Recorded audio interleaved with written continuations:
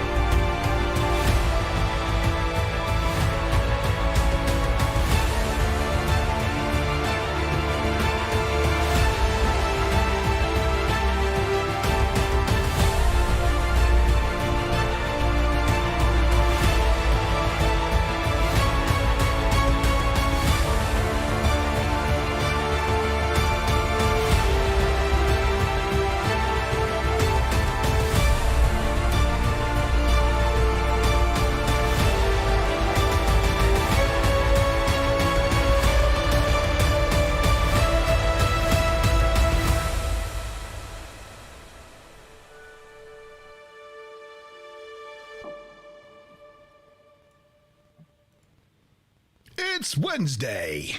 It's 8 o'clock. It's the TNG review show.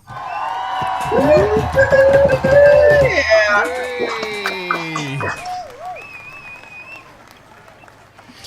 Good evening, good evening, good evening, good evening, good evening, good evening, good evening. Good evening, everyone. It is the TNG review show. We are back. Consigning to our vault another episode of Star Trek The Next Generation. And with the senior officers this evening, we also have our lower decks representative in the form of G-Star. Good evening, G.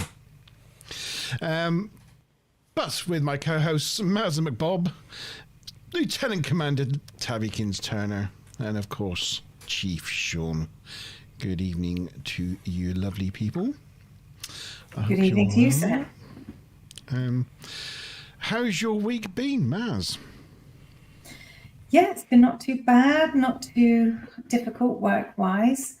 And some more developments on the building works, some fire escape that we have to put in or something. But yeah, everything's good on the home front. Sort of new sort of health and safety regs type thing. Yeah. Mm. Yeah. It's because it's a bungalow, but at the front, because of the drop for the garage underneath, it makes it 3 stories. So different rules come into effect then. Yeah. Crazy. And Tavykins, how's your week been? Very good so far. Came in easy. Yeah. And so far, it has continued, and I hope it finishes out that way here on Hump Day. Nice. Chief Sean, how you doing, mate? Tired Dublin again today. 5:30 start. Had an interesting thing happen during the week. I put a fiver on the horse, and then it just blew away. I didn't have my little da-dum button ready there, did I? Yeah, that's very good. Every though. time you talk to Sean, you need to have that button ready. I do. Yes, he's straight in there with the dad jokes already. It's early in the stream for that, isn't it? Yeah, I once met a woman with 12 boobs. Sounds unlikely, doesn't it? Deary me. And good evening, G. What brings you to this neck of the woods? Oh, just hanging out with Maz. So I thought I would join the stream. You thought? Can you hear him okay? Yep. Yes. Good. We thought, yes, Lower Decks is what's brought you here this evening. It's a good popular episode with you, is it, Lower Decks, or is it not? Well, I guess we'll find out as the evening goes. I've got some Hughes lines anyway. Oh, right, okay. Like we've done before. Yep. For each act, I'll just say a line. Did we do an extra point for it? I can't remember what we did. Yeah, can do. Yeah, why not? Did. Why not? Didn't we? Wasn't it like at 10 or 20 or something like that? Yeah, probably 10, I imagine, but I don't know. Is it to everybody who gets it right, or is it to the first person? It was, I think, wasn't it everyone? Cool. We can do that then. Right, extra TNG points I on have offer to be this honest, evening. if anybody's looking at me in funny faces that I'm pulling, it's because I've had a big filling fallout today, and I've got a jagged tooth left, which is stabbing me in the gum every time I talk. So I That's get not dental good. treatment. It's a bit uncomfortable. Sounds expensive. It does sound expensive, especially at the moment. Yeah, it sounds very expensive. Yeah. I've got a file in my garage. Good. Maybe. I've got some string and a door. Yeah. We're very helpful here. Yeah. Good evening, everyone in live chat, including Ruth. Good evening to you. Good evening to my wrench smiler rainbow. Poor thing hurt her neck today, putting on a seatbelt in her car, wrenched her neck, so now she can only look in one direction. Yeah, poor Smiler. Well, Smiler, girl, I think you're beautiful. What? Beg your pardon? That's a song by One Direction. Never mind. Oh yeah. Sorry, that's out of my. Yeah. That's out of my demographic. It's out of mine too, to be fair. I might say it's marginal there for you, isn't it? Really. Good evening to Mr. Tavikins, to the beard. Good evening to you, sir. I hope you're well this evening, wherever you may be in Europe. Good evening to Stuplum. I don't know if I said Stuplum, but good evening to you, sir. I hope you're well today. Good evening to anybody else that's watching us after the event, after the live stream. If you're watching, feel free to comment in the comments below what you thought of this episode as you're watching as well. But okay, we are good to go. So, as we said... Sorry, G, did you... Were you saying? Sorry.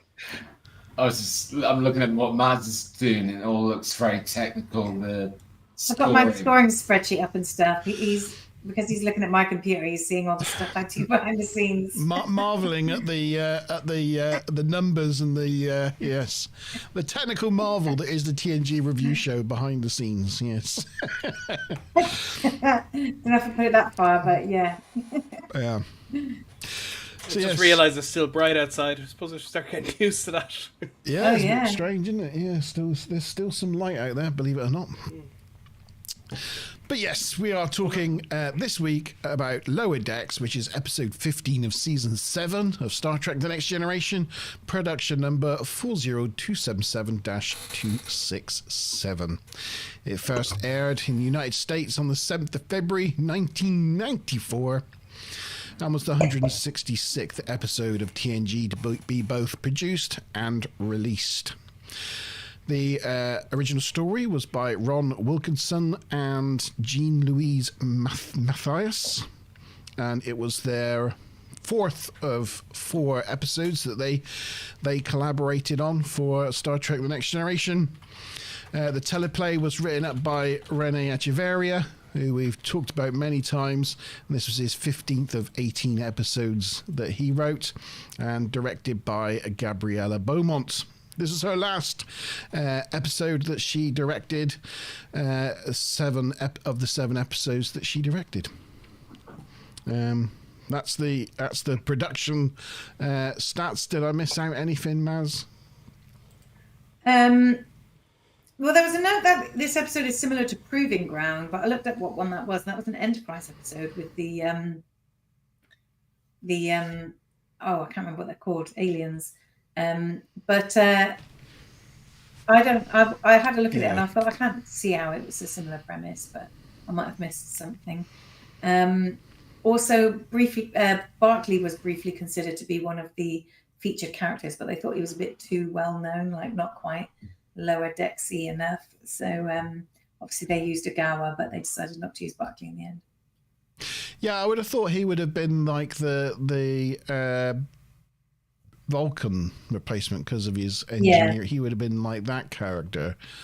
But as you say, by now, 7 seasons on or whatever, he would be, I suppose, even in engineering circles, would be probably considered sort of senior staff by now.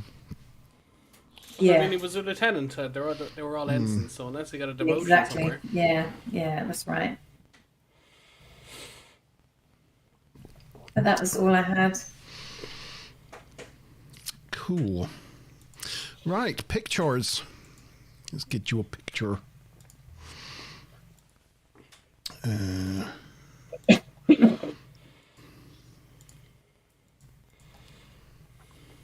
you go.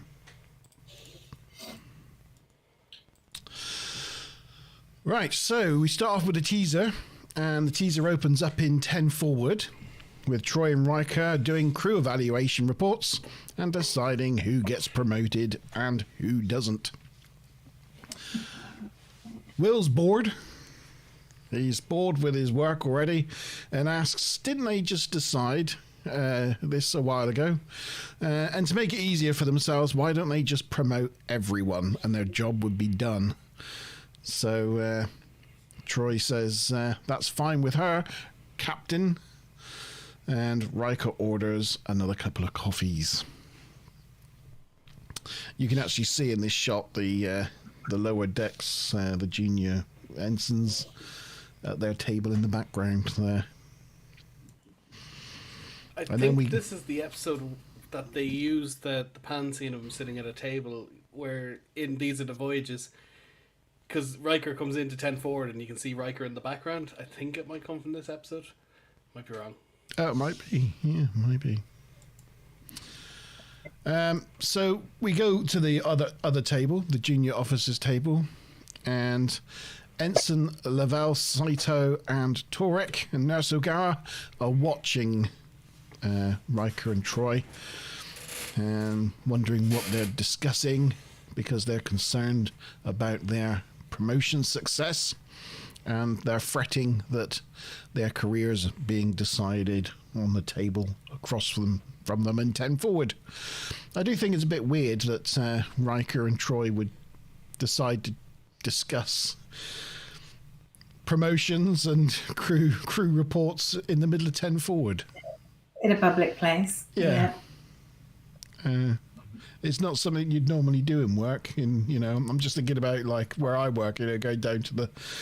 Yeah, let's not do it in the office. Let's go down to the bar and discuss it. Yeah, it's just not something you do, is it? No. Do it like Greek philosophers. You do it drunk, and then you take notes, and the next morning you look at it sober. And if drunk you and sober you agree, then it's a good idea.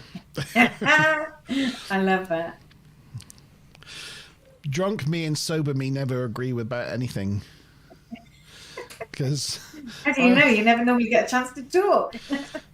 I know, but it's one of those things, isn't it, that you always think you've had really good ideas, or you've had really important conversations when you're drunk, because you think you're scholars and geniuses in your own head, but if you were actually to make notes or actually record any of those discussions and review them back the next day, you'd realise that you had just sat there talking gibberish for hours. Well, one night one of the lads asked for an idea for a business, and I spent about 4 hours trying to convince him in a drink delivery service called Only Hands. We'll drag that one out for the whole evening. Only Hands. Only cans. That was the whole business. Very good. Is it terrible that drunk me and sober me agree so often? What's that? No, that's a good thing. That means, you know, you're on the same wavelength as yourself. That's good. That's good. Yes, you're in tune with I am yourself. champion of the world, whether I'm drunk or whether I'm sober. Yeah, I love it. Yeah. So you're delusional in either state then. Yeah, that's right. Yeah. Laval here in particular seems really keen to make a lieutenant, as it would mean he would get his own quarters, and because he's currently sharing with Torek, and he finds him a little annoying. Riker thinks the ops promotion is between Laval and Saito, as Ben the waiter asks Troy if she wants to rethink her decision on desserts.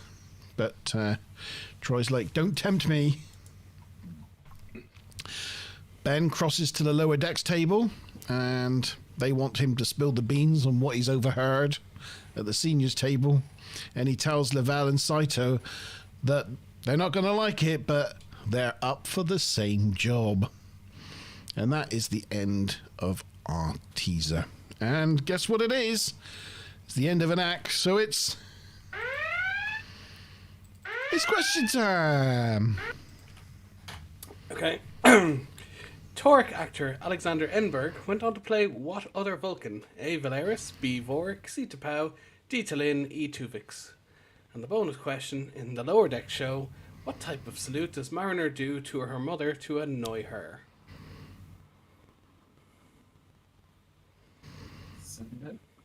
What sort of salute does Mariner do to her mother to annoy her? I'm going to have a guess at that one. Is that on the episode? Not in this episode, no. Well, no. He's just asking a random general knowledge question. I'm just He does that throwing in sometimes. questions. No, there's a lot of Lower Decks to show questions in this one. Well, I will say the word sarcastic is in it. That should maybe help some people.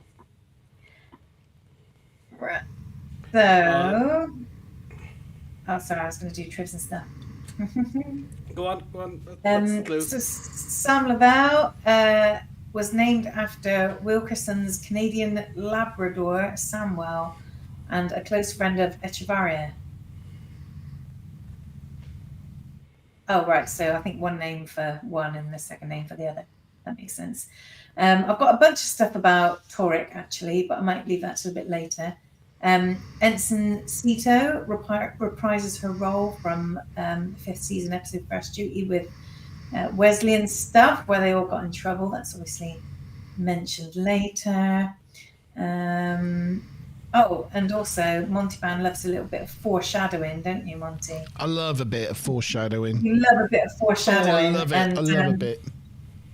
And they made a joke about giving each other just like a promotion, right? Like, Yes. Oh, okay, then, Commander. Okay, Captain. And she gets the promotion to Commander in the very next episode. So a bit of foreshadowing there. I knew it was coming up. I knew it was coming up, but I didn't realise it was the next episode. Yeah, so she's going to be Commander then, isn't she? She gets Commander in the next episode. She does. Yeah. And Sean, do you have a question later about this game at all? No? No, I thought about it, but I've done it before, so it's all good. So yeah, we have spoken about it before. It's the game Terrace, which was introduced in America in that sort of style from around 1991. It's like a strategy game. I think that's all I really have. Yeah, I think you have to use bigger ones to capture smaller ones, but you obviously don't want to use the really big ones and the really small ones, because then you're giving away too much of an advantage. I think that's how it's played. I don't know. And you've got probably the high ground there. It's probably something to do with the high ground. I've got the high ground. Would you guys like me to do the whose line is that anyway? Now? I'll go on then. Yes, please. So the first one is, who said this? The enemy is firing. Oh, so it hasn't been on yet, right? Lavelle, I would think. Enemy. Because he's a tactical during the simulation. Well, you're not Put the supposed answers to in be chat. John. But he's not. Oh, He's sorry. not a tactical. Saito's at tactical. Oh, then it was her then. Can you stop? Oh, sorry. And I put data. I'm going to go with Saito because she was at That's what I'm going to go with. I don't know. Can you say the quote again, G-Star? The enemy is firing. It's In probably his lovely sultry tones. Sean's probably going to be right. It's probably Lavelle. We will see. Or was it Data? That's a good point. It There might were- have been Data. There was one other thing I forgot to mention. It would be difficult for Lavelle wearing red and Sito wearing yellow to be up for the same position, but obviously Worf later on, like she asks why, because it's not a natural career progression for her, and Worf says that he pulled strings basically. So I guess it sort of explains itself. But yeah, definitely seemed a bit not quite right. But But We see that Tactical's yellow. before. Worf Oh, no. starts in red, goes to gold, and goes back to red again. And so does Geordie. Yeah, that's true. And yeah, True, Chief goes true. from red to yellow. I'm not quite sure how an enlisted man was red in the first place. Wasn't Geordie red though before he was commander? Yeah, correct. well, he was red before he went yellow, but Well, red he would was have made Helms- command. He was But then he helmsman. wasn't specialised in engineering, right? He Yeah. must have changed his specialism or something. Yeah, but I mean, an engineer is generally second or third in command of the ship, chief engineer, but they're still in yellow. I've never seen one in red, so don't know. Maybe it's like that lower decks thing when like the cyborg one that's in engineering decided to transfer to different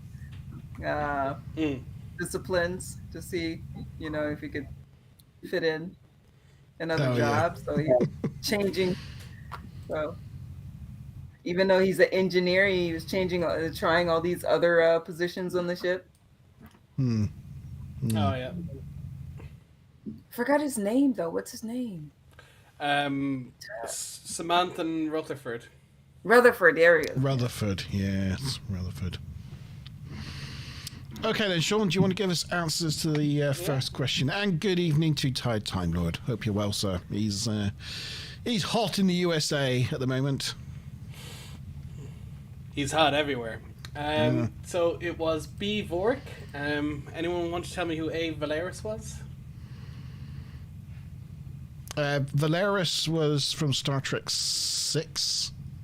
Yeah, that's correct. She's the one from Sex and the City. Yeah. T'Pau. She's the priestess, Vulcan priestess. That Yeah. was in. Had a hit also with China in in your hand, of Enterprise? course. Yeah, I think she- correct. hey? Yeah, had a hit with China in your hand. Talin, she's off Lower Decks, the show. And Tuvix, of course, was the Tuvok Neelix hybrid. And the Lower Deck was a sarcastic Vulcan salute. Oh. He's like, "Don't you sarcastic Vulcan salute me? Bye, Mom." And does it? No, nothing. All right. The Vulcan from Enterprise was T'Pau rather than That's right. T'Pol. Yeah. Does a Vulcan salute just do by itself? Will that be fine? Yeah, that'll be fine. Yeah. So who got that right then? So it was B and Vulcan salute, right? Yes. Yeah. Yeah, I got both points. We got Tabby, we got Admiral Ruth. What else? I think. Oh, is that just us? Me. And Monty. Roof. G. Is G. Wookie watching? Stu Plum got B, but I don't think he got Vulcan salute, did he? No, he said no. So G. And we'll put a Wookiee on for our wild card black hole of a Wookiee. Okay. Stu stands to make some points here. He could do. You never know. He could do. Oh, no, that's the wrong thing. That wasn't it. Hang on. I just got to duplicate my things a little bit. Just to make it more interesting. Oh, no, it's spinning. I don't know. It's spinning anyway. Oh, and it's me. Monty, fix. Fix. God damn it. I'll take the points, though. It's not a good look, It's not a Monty. fix. It's not a fix. I know it's not a good look. I'm embarrassed now, and I'm blushing. But there you go. That's the things that happen sometimes. And whose line is it anyway, then? Whose line was it? Oh, so a lot of people, I believe, said Cito? Cito. Cito and Data were the prevalent ones, though Sean said Lavelle. If you said Cito, I give you a thumbs up because you got it wrong. It was Data. God damn it. Well done, Maz. Well done, Tabikins. Well done, Time Lord. No, Stu Plum. Yes. Well done, all of you. Data? This naked. It was Data. Chris, yeah. Data. Okay, Act 1. So we're on the bridge and Alpha Shift are performing battle drills with Lavelle at the con and Saito at tactical. During the drill, Saito has issues with locking the weapons onto the target, so that they were overall 7% slower than Gamma Shift. Riker wants a report from all departments. In engineering, Geordi tells Torek he's writing that report. LaForge does not do paperwork. Riker specifically wants to know what went wrong at tactical, and Saito explains that the course correction happened, so it took her a moment to relock phasers, and Riker recommends letting the locking relay float until the command is given. It's not something they teach in the academy. I did notice from this shot that you can't really see it too well in this picture, in this photo, but she had like speckled stains all over the front of her uniform. Oh. For some reason, I think she dropped her lunch or something and just didn't get changed. She's also Probably because wearing you sneeze. she's wearing a hero uniform. She's not like the other lower deckers are wearing the season 1 ones with the front zip. She is a proper one for whatever reason. Yeah. Maybe she was They the had same to spare size. that bit. Yeah, pretty much, but it's just unusual. Even they're not background actors in this one. They still have the front zippers. Vorex is like so tight. Yeah. No, he's still skinny, that's why. He is so skinny, but it's also tight. It sort of emphasizes it. That wasn't the picture it was supposed to be. It was supposed to be that one. There we go. Correct. Correct. Yes. Carlos is about to sneeze there. He does, doesn't he? Riker orders Lavelle to resume course and speed and criticizes him. Oh, that's not the right picture either. Hang on. There you go. That one. I thought it was very correct, but this one's was nice too. That one's all right, isn't it? There's reasons why these pictures are okay, isn't it, Tavi? It's because there's a certain somebody in these shots, which makes these pictures acceptable. Very palatable. Tavi, did you see season 5, episode 1 of Discovery? I saw. I know a lot of people like Trek, but I'm put off by the later. They like Discovery, but I'm put off by the later seasons.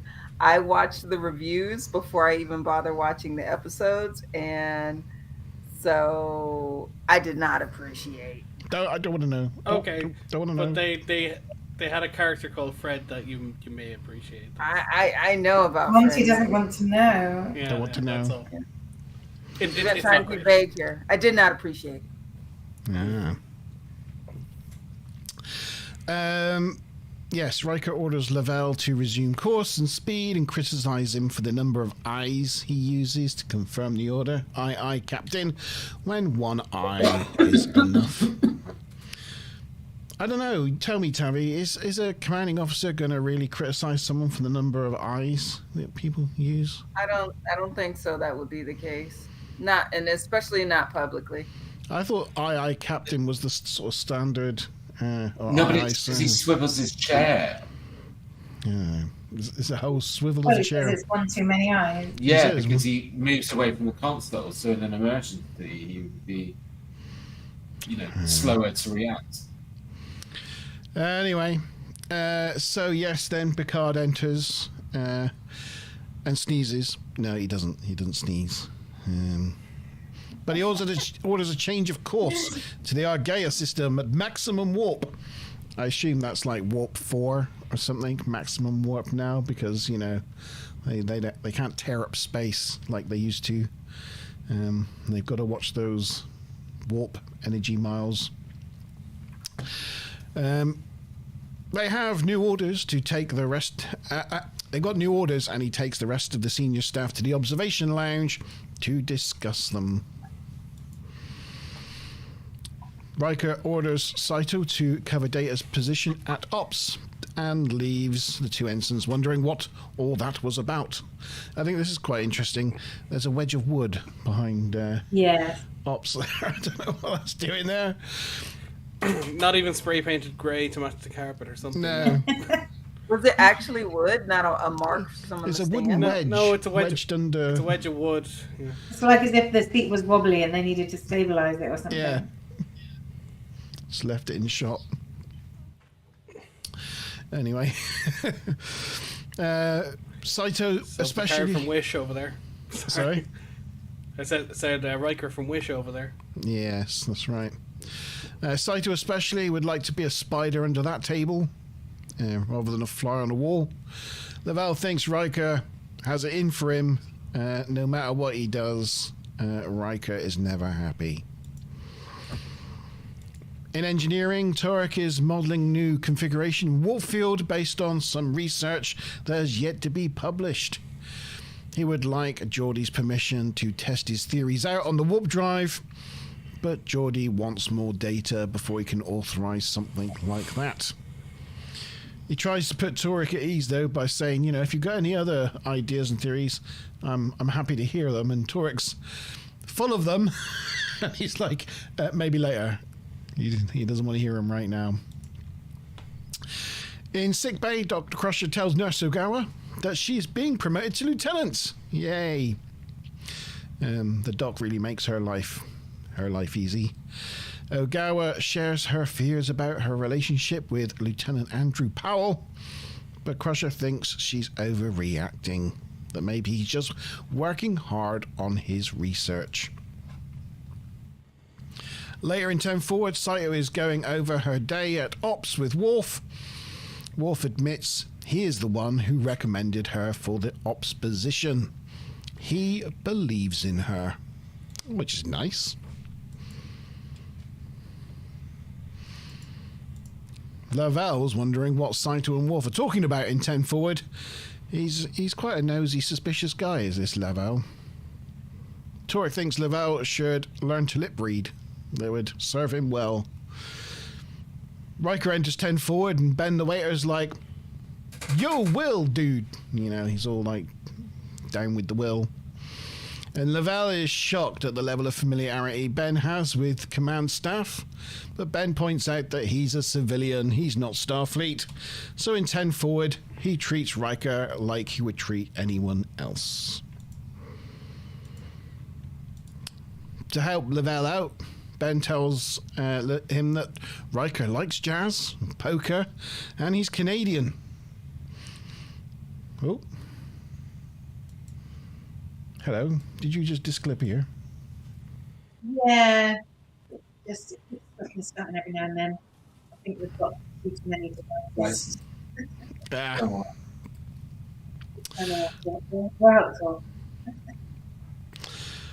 Yeah. Time Lord saying Laval here is totally Boimler. And yeah. So yes, Ben's telling him that Riker likes jazz poker and's Canadian. So emboldened with this new information, he decides to go and get to know Riker and make some small talk at the bar. At first, the interaction. Oh, no. Oh, no. It's gone the wrong place, isn't it? It's all gone wrong now. At first, the interaction just starts off mildly cringy. He tells Riker he's there to get a drink, but he's already got one in his hand. The cringe is then doubled when he orders the same drink as Riker. Trachean ale. The cringe is then quadrupled when he tells Riker his grandfather is Canadian. Isn't he one too? And Riker's like, wait, you think I'm a grandfather? But of course Lavelle meant Canadian, but Riker is in fact Alaskan. Well, they both get a lot of snow. Lavelle retreats before his ale arrives. It was terribly cringy. It was like something straight out of Lower Decks, wasn't it? Something like Boimler or something like that would do. On the bridge, Worf detects an object 5 meters in length. It must be the escape pod that they have apparently been looking for, but is unfortunately 50,000 kilometers inside Cardassian space. What are they gonna do? That is the end of your act. So it is question time. Hold on, just need to beam in. There we go. It's very good. Sorry. Okay, so what expression did Cedar use similar to a fly on the wall? A, dog in the bed. B, ant on the sugar. C, spider on the table. D, Tashawn Davis D. And bonus question. What was D? Oh my god. Tashawn Davis D. Wouldn't you like to be a Tashawn Davis D? According to Lavelle, what do Alaska and Canada have in common?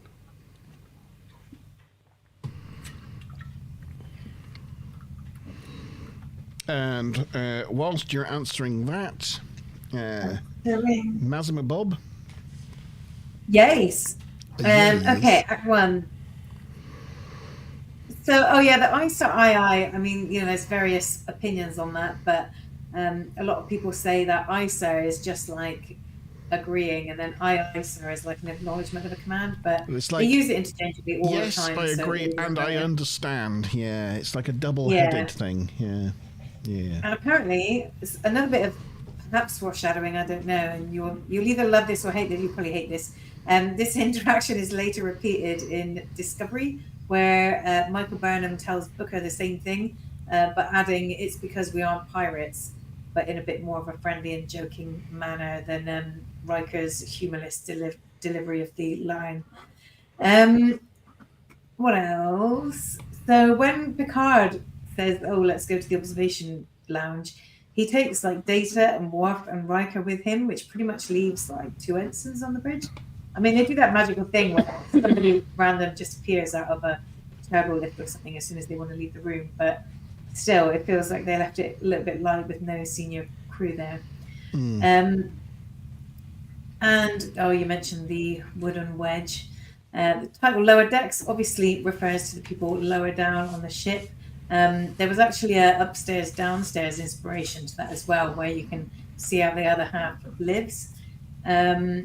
But although these guys are the lower decks guys, they actually seem to all work on the bridge and in really important positions, like with the top brass. So they're not quite as lower decks as perhaps some of the other ensigns would have been. The scientist Nils Diaz, that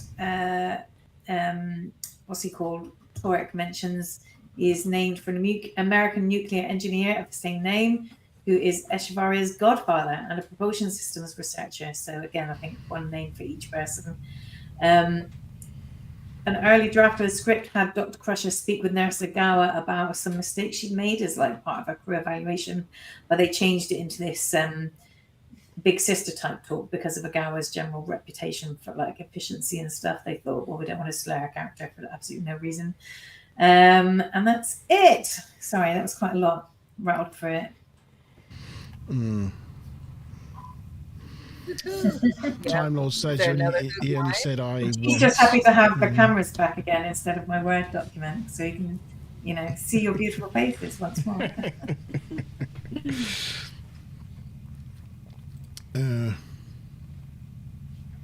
Haven't been keeping an eye on the notes. I'll have to catch up, or the answers.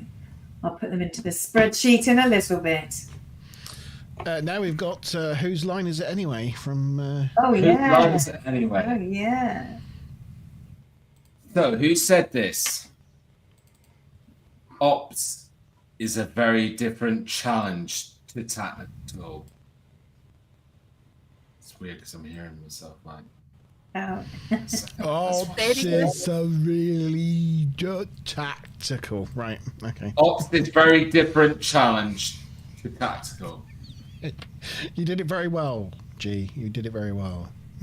Is anybody else hearing him in double? No, just himself. Just himself. Oh, because you're on. Yeah, of course. Yeah.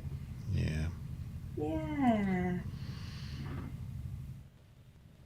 I'm gonna guess that sounds like something Worf would say. That's gonna be my guess, but I don't know.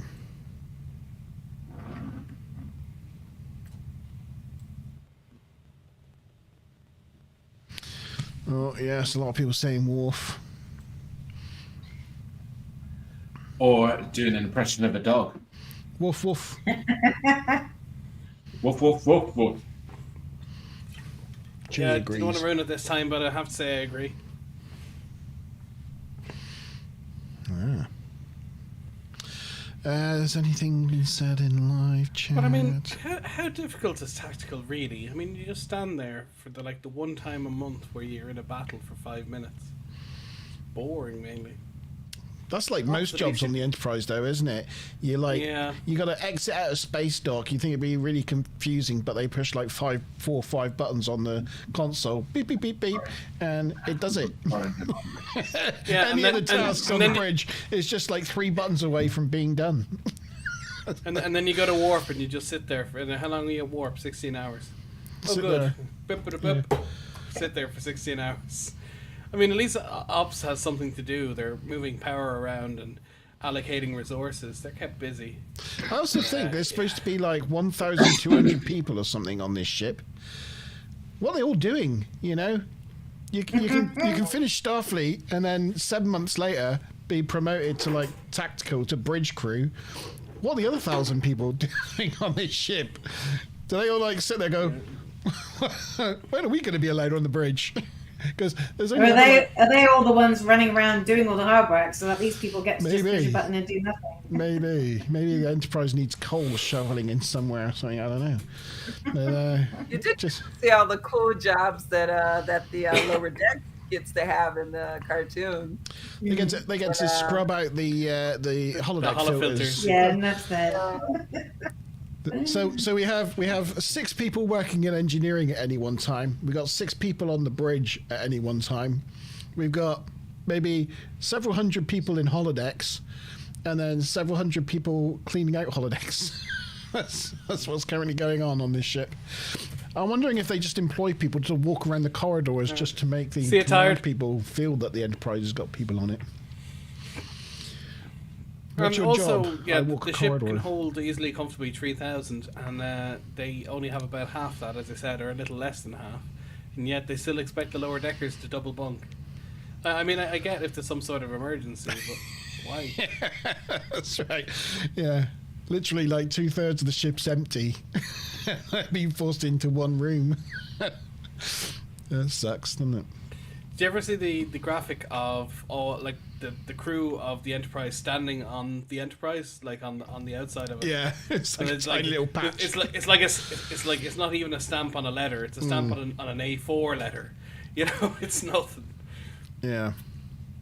They say if you put the crew standing equally throughout all the decks, equally spaced apart, there would be about 12 square meters in between each person, which is quite a lot of space. In each direction, yeah. Yeah, well, in each direction. In the two-dimensional pane. Yeah. Yeah, that's... well, I mean, if you put it another way, that's about 12 by 12. That will be 144 square meters a person, which is, they basically have a house worth of space each. A really good-sized detached house, not a semi-detached. I mean, 1.5 semi-detached houses per person. And because they're clustered in places... That would be based on the fact that every part of the ship is residential. True. No, but you imagine that... Go on, then. Sorry, I was going to say big houses are about 1,400 square feet. 1,400 square meters is actually like way... No, 144.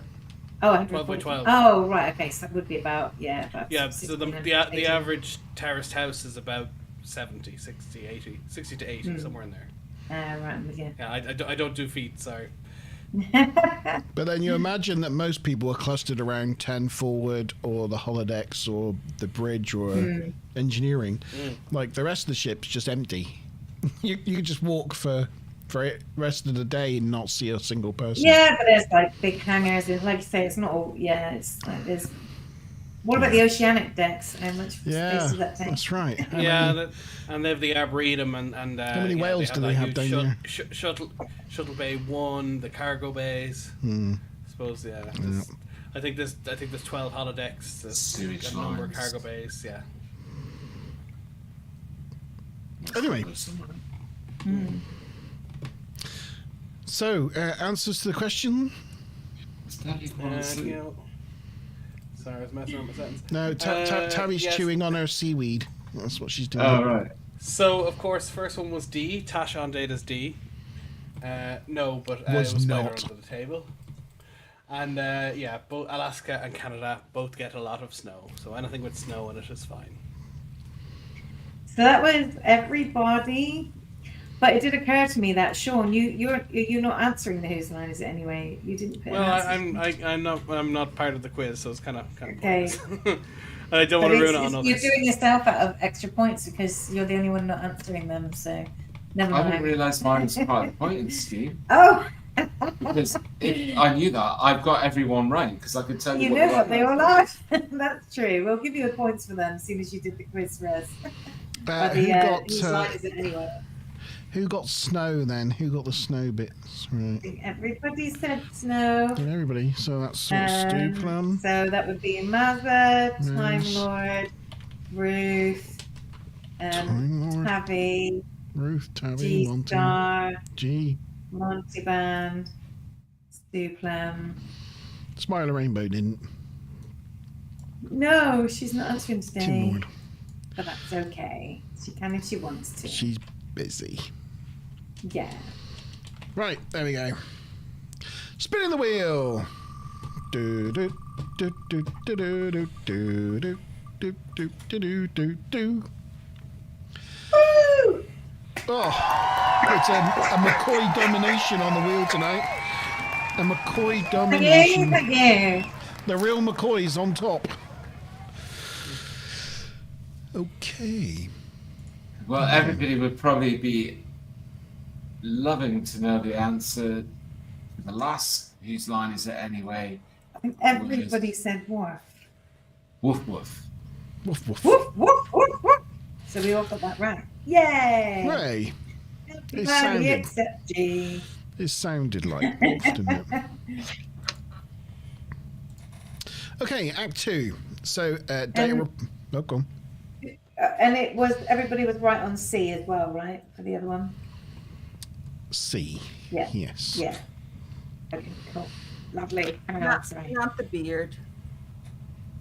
Did he not guess that one? Sadness. Never mind. So, Act 2 opens with Data reporting that the life support on the pod is failing. They will have to boost the confinement beam to be able to transport the person from that far a distance. Picard puts sickbay on notice to expect an injured patient. shortly and orders Geordie to boost the confinement beam. Whilst Geordie works on that, Turek goes to identify the occupant of the pod, but Geordie stops him, telling him he hasn't been ordered to do that. Just get on with working on the transporter beam. In sickbay, the doc clears out all personnel, including Nurse Ogawa, and gives the signal to the transporter room to energize. And we see something energizing in, and we can just about make out before it changes shot that it's a Cardassian by the looks of things. Outside sickbay, Ensign Saito is on guard duty, making sure only the senior staff can enter. Picard stops by and gives her a disapproving look before entering sickbay.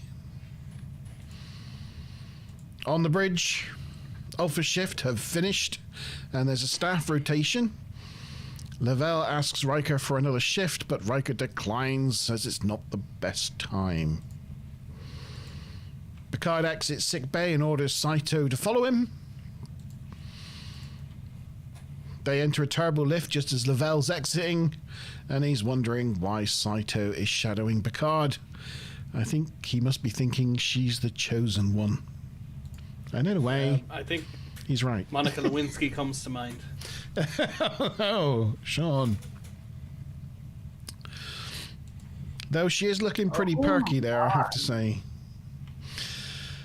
And in the turbo lift, Picard asks Saito if she is a certified pilot, and she agrees that she is, and that's the only interaction they have in an otherwise quite awkward turbo lift ride in absolute silence.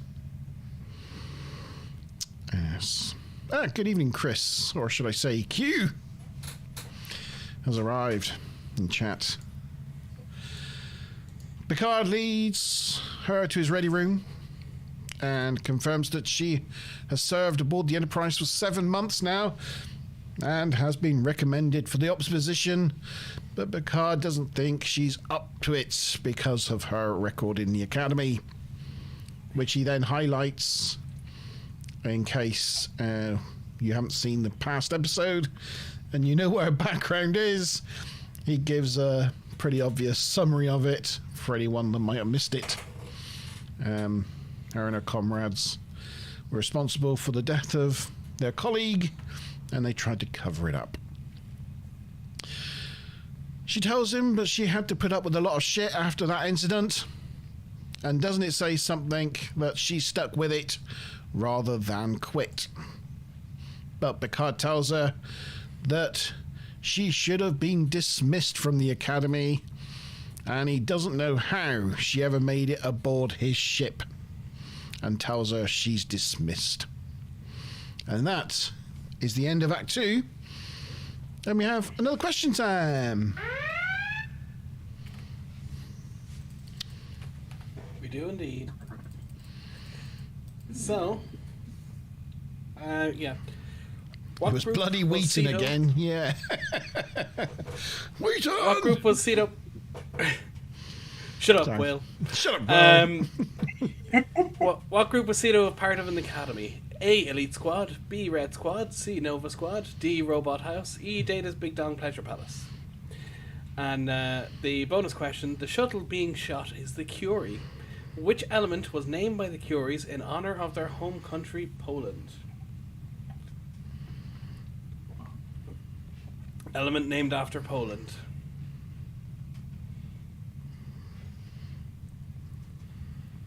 Actually thought that was really easy. I see Maz has gone blank, sorry. I have no idea. And I need to do tricks and goofs, so just go with that. Right. Act 2, right? So when Alpha Shift's relieved, Riker says it's 1,200 hours. So isn't Alpha Shift normally like it starts in the morning, like 7 or 8 o'clock? So they must have only done a half day, surely. It seems like an odd time to relieve. Maybe not.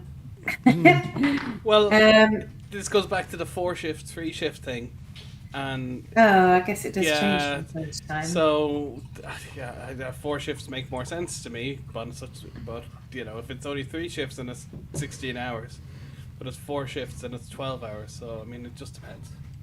Yeah. Or maybe they're doing some sort of training cruise and they only have half shifts, so they're only on for 2 or 4 hours, so they can rotate more people. I don't know.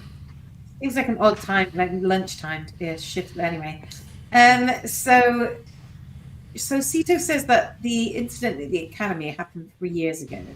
So the episode First Duty happened 2 years ago. And we usually assume or whatever that each season is roughly a year.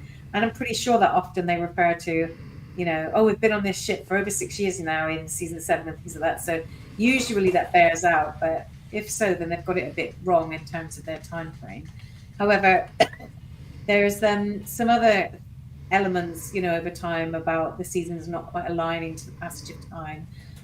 Like also with Molly O'Brien's age, it sort of changes. The 4th anniversary of the Battle of Wolf 359, you know, so there are some key events where they talk about birthdays or things which don't quite align, but I still think it's supposed to be like roughly 1 season a year, right? So yeah, they could have just said 2 years and it would have been correct. Well, actually thinking about it, what year was she in when she was in the academy? Would it have been enough time for her to then have gone on to graduate? And no, they were about to graduate. They were just at the very end of their 4th year. Oh right, so 2 years would have still worked then as a time frame. Yeah, but didn't Wesley have to do an extra year? Oh well, Wesley wasn't, but the others were. They were talking about doing going out with a bang for the graduation. But she would have had to. She probably had her last year's credits cancelled and then had to do her last year again. So yeah, she would have been out 2 years if it was 3 years. Yeah. Okay, makes sense. And that's all I had. Although I still have some stuff on Vorik, if you're interested. Shall I leave it I don't later? have any more questions on him, so go for it.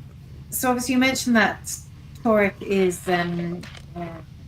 it's Vorik, isn't it? It's Vorik, yeah. Vorik. So Torek later. Apparently Torek was originally named Sorik, but somebody noticed the practice of normally giving male Vulcan names beginning with a T, so they changed it to Torek. And then obviously they had him come back later as Vorik. Jerry Taylor, who she suggested that Torek and Vorik might be twin brothers, you know, in terms of canon. I don't know if you've seen that anywhere else. But more interestingly, I guess, Alexander Enberg, who plays him, is actually Jerry Taylor's son. So Jerry Taylor married sportscaster Dick Enberg, and he is their offspring.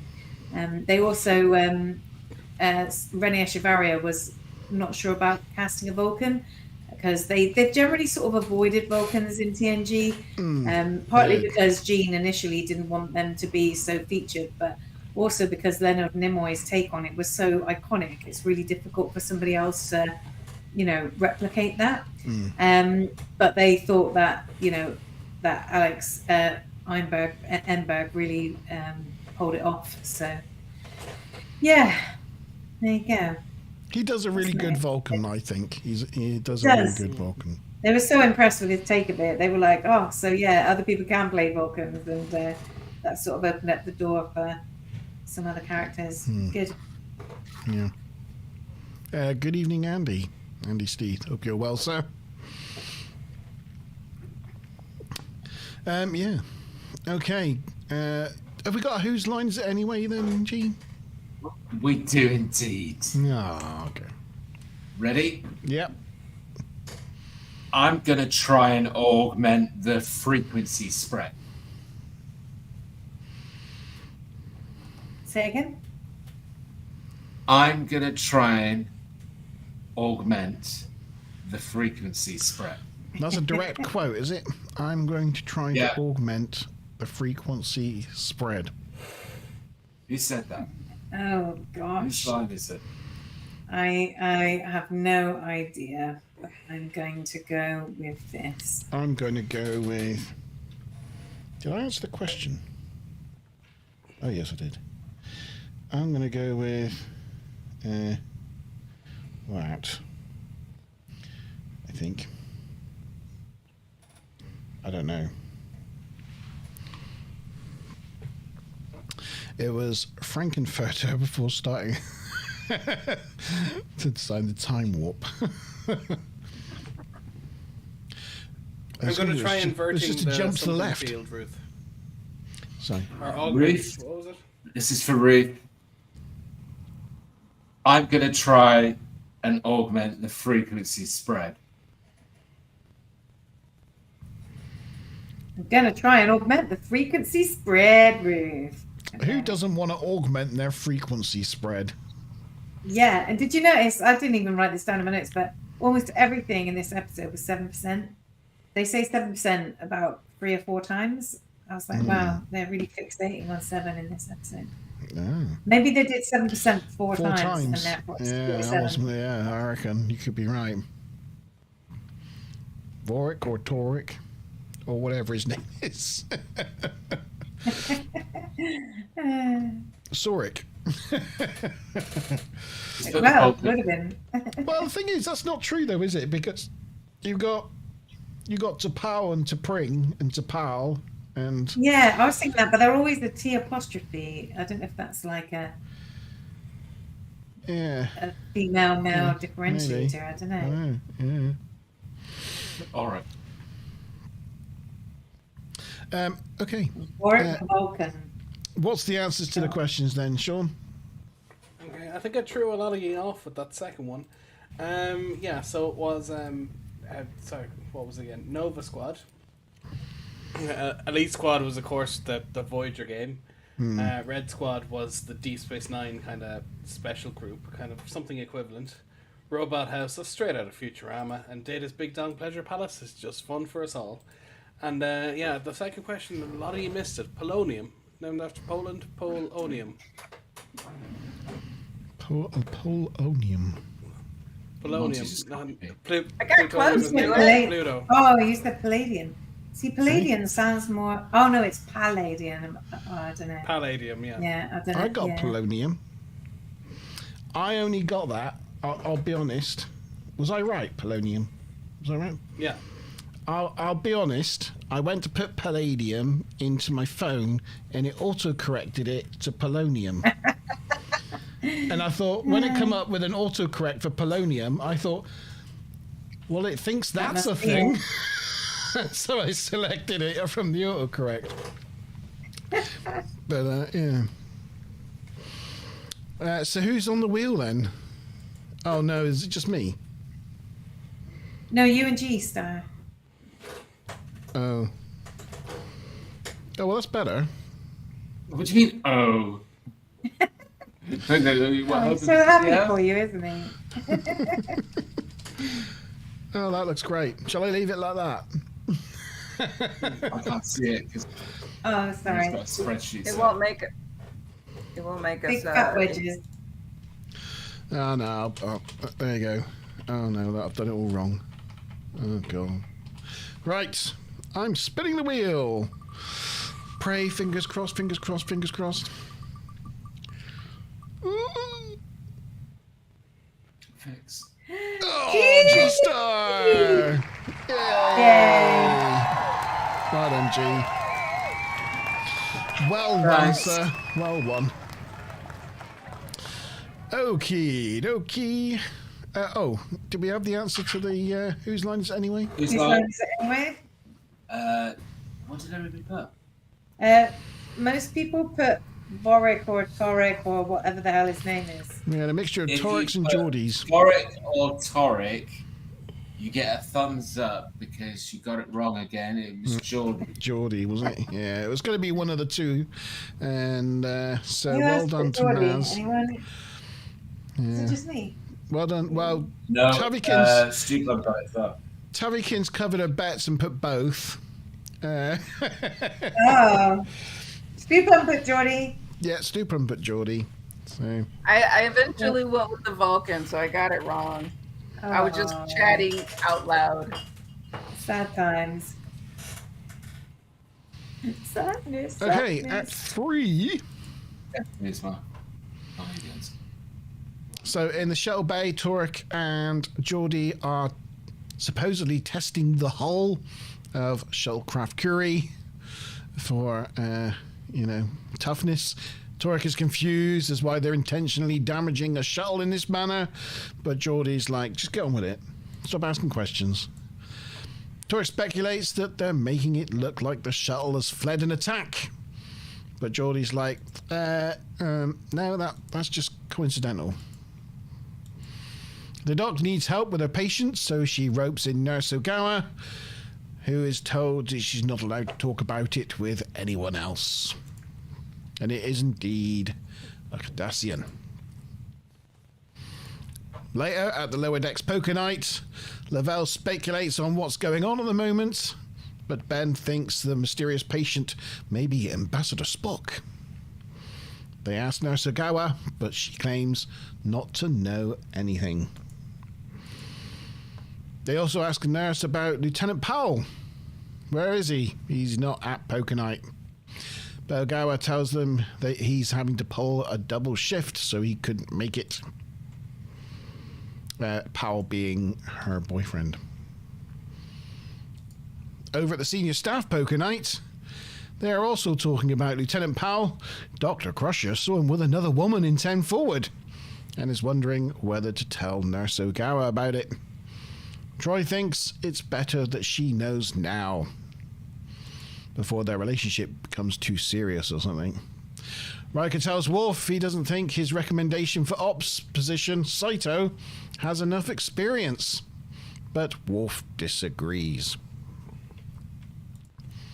Back on the lower decks table, Saito has told them about her interaction with Picard. You know, about him not being very nice. Oh, we didn't mention that earlier, actually. Did we feel? I mean, we know we'll learn later on why Picard was harsh to her in that, bringing up the incident at the Starfleet Academy. But was that fair on him to be that harsh with her? Yeah. What Are you asking us? Yeah. Yes. I was going to say, regardless of the fact that we know that he didn't really mean it, like he's got one of those commanding voices that instantly makes your sphincter like want to, it's like you really feel like you've been given a telling off. So, yeah. My answer would be that yes, she was right, that if he didn't want her on board, he shouldn't have accepted the transfer. However, for what she did, she deserves what she got from him, which wasn't that heavy. Do you think he would know everyone that comes aboard the ship? If he's a good captain, yeah. It's a lot of people, isn't it? 1,200 people. I wouldn't know everybody.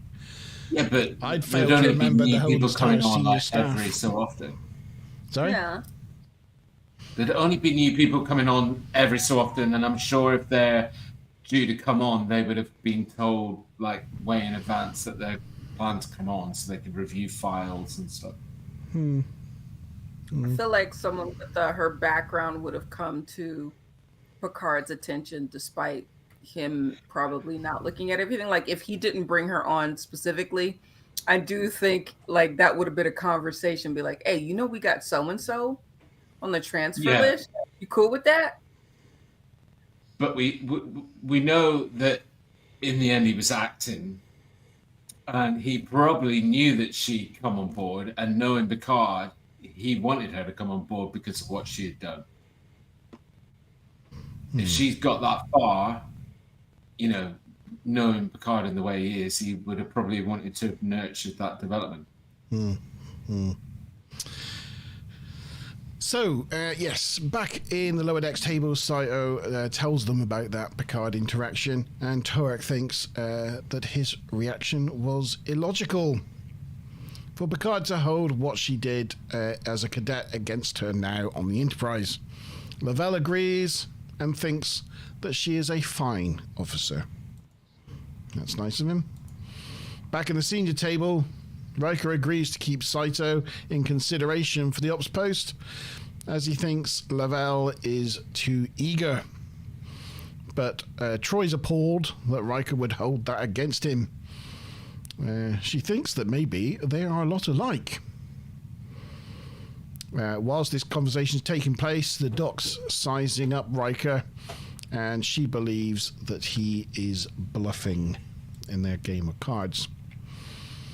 Back at the lower decks table, Lavalle's comrades feel that he too is bluffing, and they are determined to not let him get away with it. Nurse Ogawa reminds him that it doesn't matter if Riker likes him or not, he shouldn't try so hard. Lavelle realizes that maybe he's just telling himself that Riker hates him so that when he doesn't get the promotion, he has something to blame. Torek folds because he thinks that he is not bluffing. Back on the senior table, Worf also folds, as he too believes Riker's not bluffing, but Troy reminds Riker that he took up poker on the USS Potemkin to ingratiate himself with the senior staff, something which Riker denies, though he does concede he may have been a bit rough on the lad. Geordi calls Riker Riker's bluff, or calls Riker because he thinks he's bluffing, but Riker has a flush and Geordi can't believe he lost. Riker tells him that he is his worst nightmare. Sorry, did you want something, Maz? Did you? I'm missing something. I was punching it. Yeah, she was saying, why are there 10 people watching and only 8 likes? And I was like, oops, I forgot to like the stream. So then, they're chanting that he should hit me because we're here in person. It's her. I was like, don't hurt me, G, but I forgot to do it. But thank you for reminding us. Beat her up. But not. And remember the notification bell icon and the subscribe button. Share the button. shit out of it as well. Yeah. Feel free to put a link to the stream in your social medias and all that good stuff. Everybody, when they sit at a circular table, leaves a gap on one side, right? Oh, they always do on the Enterprise. Looks really natural. You got to sit around one side of a circular table. It's natural. Yes. Back at the lower decks table, Ben cleans up as Lavelle was indeed bluffing, and the girls decide to call it a night. Torek tells Ben and Lavelle that he finds it strange that Geordi didn't embrace his suggestions of warp core improvements. He wonders if he's damaged his own relationship with his superior officer. But moments later, it turns out he didn't have to worry because Geordi comes by from the senior game to see if Torek was free to run some tests on the warp nacelles, and he's only too pleased to go and help him. Lavelle also decides to turn in early as he has a promotion to chase. And Ben... Look at that haircut. Yeah, it's special. It is that. It is. It's like his mum. Of course it's a wing. Mum put a bowl on his head. Cray, right? It's got such lines. They must think that's really stylish. Well, no, I guess they wouldn't, would they?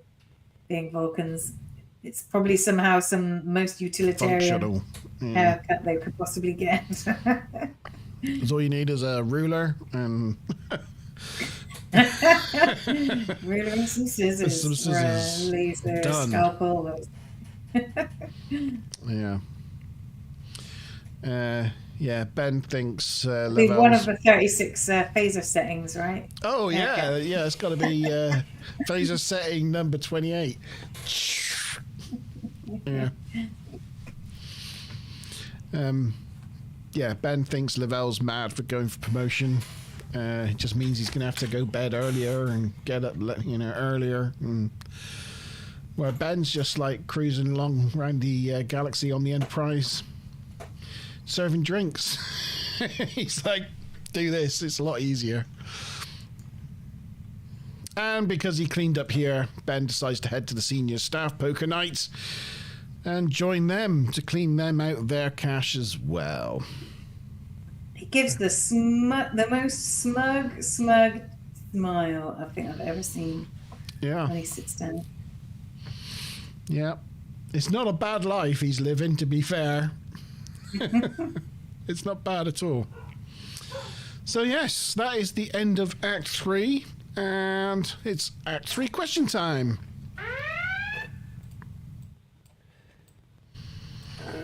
Yeah. So, what is Ceto's given name? A. Jaxa, B. Zial, C. Nerys, or D. Laren? And the bonus: which of the Lower Deck show characters was shown to be friends with Ceto?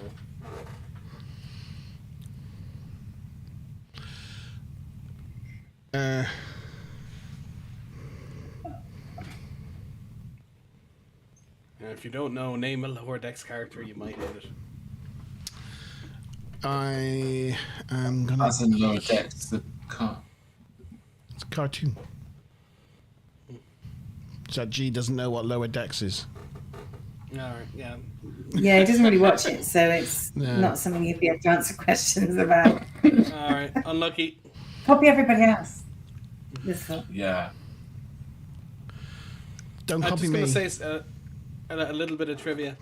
Normally, the TNG, the main crew, they use Chem Kent blue cards, but this episode they're using Chem Arrow cards, and it's the only time we see the Chem Kent red cards because the lower deckers are using them.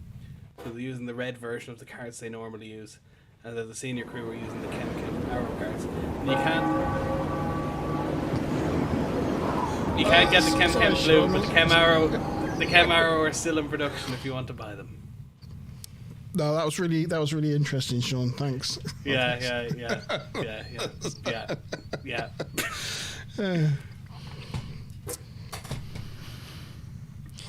Any other trivias and goofs there, Maz? Huh? Sorry, unmuting myself. Probably, what act are we on now? Act That was 3. 3. So Geordie asked Turek to fire a 4-second phaser burst. Anyway, like that. It was definitely not. It wasn't 4 seconds. It wasn't 2 seconds. It wasn't anywhere even near 1 second. This is one of only 2 episodes actually where phaser rifle is fired. The other one being the Mind's Eye. I don't know if that's true. That seems like a really low number. And in the junior officers poker game, did anybody notice their hands? You know, the cards that they had. No, I did not. No. Well, there was a bit of a problem with the lower decks people because Ben, he had, it was like like an 8 and a 9 and a queen and a king or something. But there were too many gaps in between for him to actually get a straight. And Lavelle had 2 pair. And they were like, "Oh, Lavelle, you were bluffing. Like you lost." But actually, from the cards that they had showing, there's no way Lavelle could have even bluffed or lost. It was like a foregone conclusion. So yeah, they played that all a bit wrong. And that's it for Act 3. See, Underground Paradox there has done a really good job at guessing Mariner, considering he doesn't watch the program. No, I was told to copy every else. That's just what you're doing. I've done that right. Yeah. No, you've done it. You've done that really well. Yeah, very good. What's the man to do? Okay. All right, whose line is it anyway then? Whose line is it anyway? I'm sick of war. My people need peace. Oh. Do we need his name? I'm sick of war. My people need peace. Nice microphone, by the way. Is it? Yeah, I Is could this, do with one like that. Oh. I don't know if he's hinting at Monteban, but Monteban bought that for me. I did. That's what the Twitch is about. Yours, you pulled out the microphone earlier. It looked really fancy. I So assumed yours was he has fancy mics already. It looks fancy. It looks like really professional. I don't have ones that like. Oh, it's the pretty colours. Yeah, it's got pretty colours. Yeah, it's got pretty colours. It does. It's very cool. Okay. Sean, answers to the questions. Yeah, it was A, Jaxa. BZL was, of course, Tora Zial, Ducat's daughter. Yeah. Reese was Kieran Reese, and Lauren was Lauren. And yes, it was Mariner. You see her meeting and fangirling over Ceto as because part of Nova Squad as part of Lower Decks. Yeah. Very recently, most recent season, near the end of it. And the actress does reprise the role, doesn't it? It's just the same actress. She hadn't been acting for 20 years. They brought her back to do her lines. Found her wherever she was. Yeah. Yeah, I thought that seemed like a shame because, I think her and the guy who plays Vel are both really charismatic. But you look on her IMDb profile and she has like 9 credits ever. Yeah, she retired from acting. How's that? Done. Yeah, well, if you're second choice to a big role and, it happens 3 or 4 times and you just don't get it, lots of great guys don't make it. There's more actors and roles. That's just the way it is. He's like, hallelujah, brother. Amen to that. G went to school went to university for theatre and performing arts, right? And wanted to be an actor and stuff. So, yeah, he's one of those people that are awesome, but was passed over. Sean was recently exercising his thespian muscles, weren't you, Sean? Yeah. Oh, yeah. I might have to go back in for a smaller role. It's kind of there's more when a production is more drama off stage than on stage. There's a problem. But they kind of I backed out, but then they don't have anyone to play my role, and the whole thing might get cancelled. But they want me to play a smaller role, which is quite easy, and I'm like, if it saves the production, I'll do it because it's only one night a week rehearsing. It's only Mondays. But yeah, I kind of don't really. I have other shit going on. I basically don't really want to, but I can't say no either because I'm kind of have one foot in the camp. So yeah, such is life. Was it me, G, Ruth, Tavi, and Maz? Is that right? For the wheel. Someone confirm. Maz, Ruth, Tavi. Oh, the wheel. That's Mariner. Sorry, Mazza, Ruth, Tavi, Monty, G. Yeah, that's it. That's it. Wicked. Right, spinning the wheel. Do do do do do do do do do do do do do. Oh look! For a second time this evening, it's me again. What happened? What is going on? Nicely done. It's very unusual. Very unusual. And the whose line is it anyway? I can't remember his whole name, but it was Dal something. I'm pretty sure. The Cardassian. Oh. Is it anyway? Let's look at his name. Come in, underground Correct. paradox. Dal. Dal. I will only accept Tourette Dal, or Tourette, but not Cardassian. Oh, that's pretty harsh. It's pretty harsh things. Well, it's like saying the Double human. whammy for Monty then. Double whammy. I'm gonna move on to Act 4. There's 2 acts left. Act 4. So it's the next morning, and after Mokbara class, Worf tells Saito that she could be ready for the advanced class, but she'll have to take the Jiktal challenge first. He blindfolds her and then tracks her around the room, and when she's least expecting it, pushes her to the floor. After a few of these, she takes the blindfold off and protests that it's not a fair challenge and refuses to continue the exercise any further. He tells her she has passed the test. She guesses that there was no such test as the Jiktal, as that means in Klingon to the death. Worf tells her that it takes courage to say when a test is unfair. Maybe next time, when she's judged unfairly, it won't take so many bruises before she protests. Saito takes Worf's advice and goes and visits Picard in his ready room and tells him that if he isn't going to give her a fair chance, then she wants to be transferred. It's not his place to punish her for her past mistakes. She should be judged for what she achieves on the Enterprise. And she's a damn fine officer.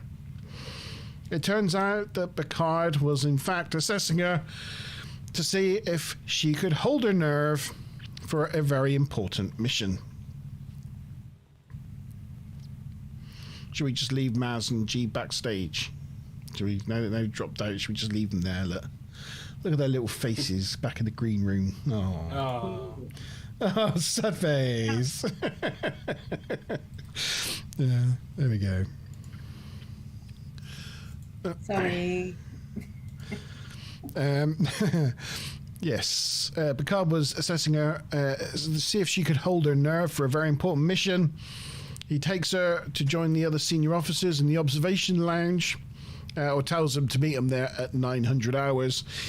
He also tells her that he specifically requested her for the Enterprise to ensure she had a fair shot of redeeming herself, and she thanks him for the opportunity. In Sec Bay, Crusher goes to tell Nurse Ogawa about her suspicions about Lieutenant Powell, but Ogawa drops the news that her and Powell are getting married. And Crusher is relieved that her suspicions are unfounded. So what do we think then? Do we think that Powell was just asked her to marry him just to hide his affair? Or was the lady that Crusher seen him with, was it like the wedding planner? Well, I was going to say that if it had been like, oh, it was his dancing I don't know, but yeah, there wasn't actually any reason given, was there? There was no reason given, and I don't think this is really explored any further that much. Aside from the fact that they have a child and stuff, but now she's eating.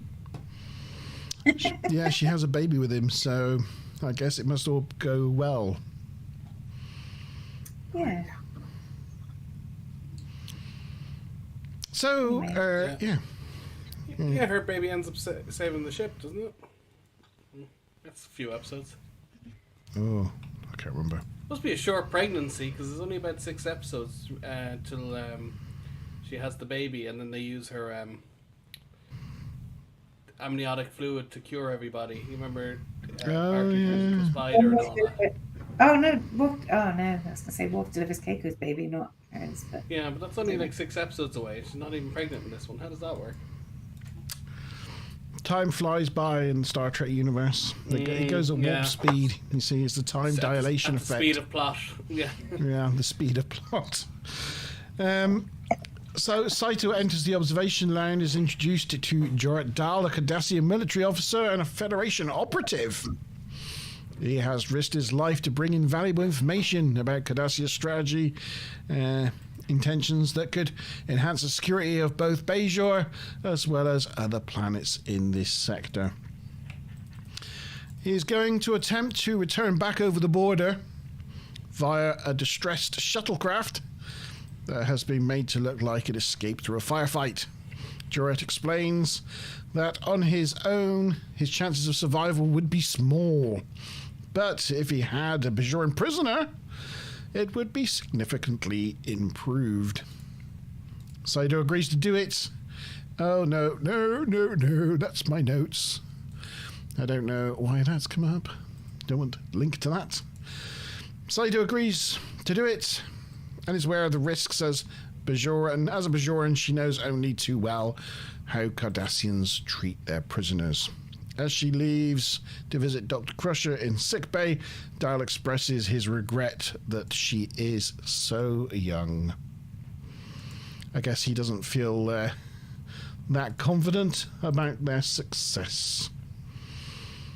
After Saito's been to sickbay, she heads to the shuttle bay, where she shows Worf how Dr. Crusher has made her look like she has been mistreated. She thanks Worf for all the confidence he has had in her, and he wishes her luck on her mission.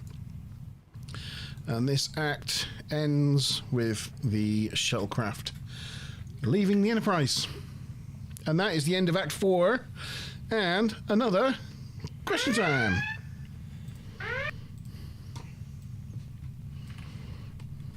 What ritual did Worf ask Sito to take part in? A. Kalhaya, B. Baktkul, C. Brektal, and D. Giktal. And the bonus question, and I do give options, what is the name of the Cardassian operative? So it's A. Directal, B. Elam Garak, C. Eamon Maritza, or D. Tekeni Moore.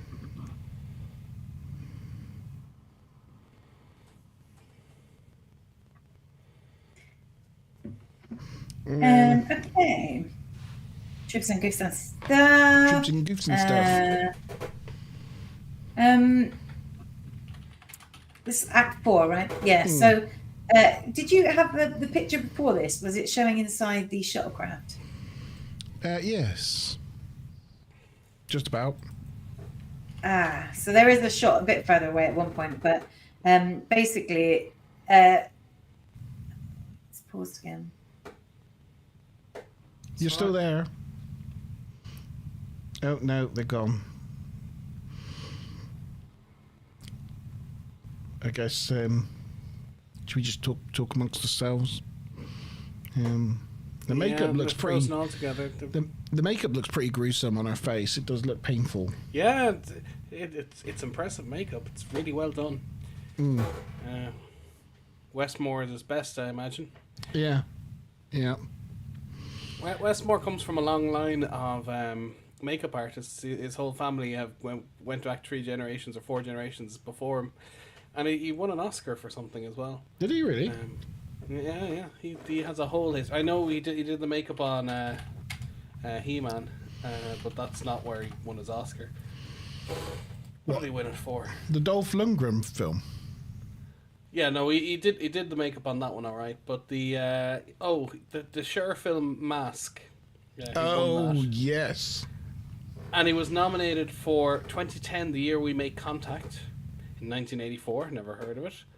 The Clan of the Cave Bear in 1986, and he was nominated for Star Trek First Contact. Sorry, I didn't know that. And he won 9 Emmys, and was nominated for at least 1 Emmy every year from 1984 to 2005, and as well as 1976 to 78. Wow. He also suggests he might be responsible for adding a makeup award for the Oscars after he was put forward for a special Oscar in 1980 for his work on Raging Bull. Right, okay. There you go. Well, that killed a good 30 seconds, but we don't have... You done well, Sean. You done well for your padding. Shall we that was a good bit of padding. Shall we have answers? Yeah, we'll have to. Shall we have answers to the questions while we're waiting? Sure. So it was D. Giktal, A. Kalhaya, that's like the Klingon bachelor party. The Baktkul is, hold on, I have it here. That's basically the kind of arm wrestling where they smash heads. Oh, and the right, Brektal is the right to revenge for a slain lover, which is Worf uses when Kalar gets killed. He gets to take out Duras in revenge. And the name of the operative was A. Jarrett Dahl. Jarrett Dahl. Sorry about that. I keep getting little internety blips, I'm afraid. Yeah, that's all right. What I was trying to say, I know you've done the answers now, which is great and fine, but just that Picard tells her she can come back using a shuttle pod, escape pod, but there aren't any on those little shuttlecrafts, are there? And when you look at the picture, like of the shuttlecraft, it's like There doesn't look to be any space where there is one. Yeah, there doesn't appear to be any, unless it's got a transporter and it holds it in like a transporter buffer or something like that. Oh, that's a clever idea. It can just. I mean, you could clip one. appear. You could clip one on the undercarriage. You could put one there, but yeah, you don't. Again, you don't see it. Maybe it's inflatable. Again. I don't know. No, who knows? I think this is a bit of an ill-conceived plan, to be honest. Oh no, they've gone again. I was like, oh no, they've been very quiet. Yeah, I don't really get, like, he's smuggling over the border because he's a bounty hunter. Could he not just come back and say, yeah, he lost his bounty, or replicate a copy of the body, or I don't know. That just seems kind of superfluous. It's just a way to kill her off, really. Yeah. Right. Oh, they're back. So who? You're back. Have you got whose line is it anyway, G? Before you disappear. Have you got whose line is it anyway? Yeah. Are you listening still? Yeah, I have. We have distressed the shuttle so that it appears to be fired upon. We have distressed the shuttle so that it appears to have been fired upon. My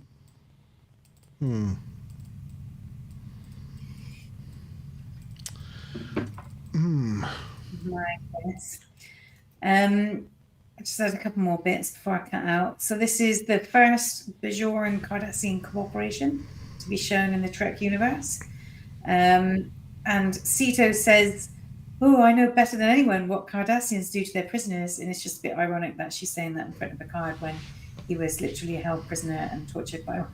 I think he knows better than anyone in the room what it's like, right? Unless she's actually been captured.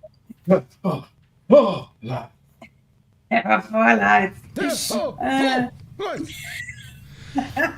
haven't had that one called on Bingo in a while. No, the four lines. Actually given a mention. Yeah. So apparently Jerry Taylor got a number of letters about, like, how could Picard have possibly sent her on a dangerous mission? But, like, you know, that's kind of what the military's about, right? They have to, unfortunately, send people into potential harm's way. So how could he not? That's, like, part of his job. I guess they could have just said, well, it might be risky for him to get back across, but he's just going to have to take that risk rather than risking a completely separate person has nothing to do with him. But yeah, it's still a captain's job to potentially send people into harm's way.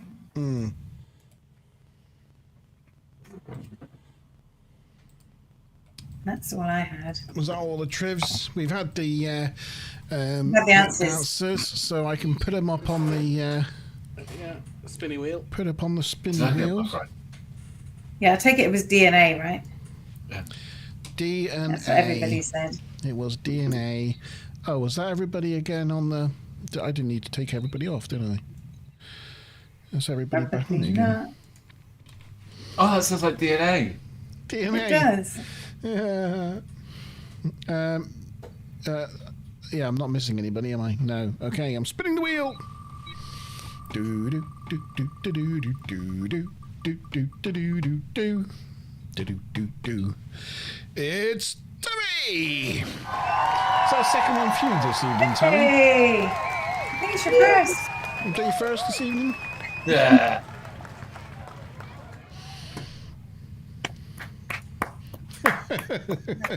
She's really pleased. And then whose line is it anyway? Oh.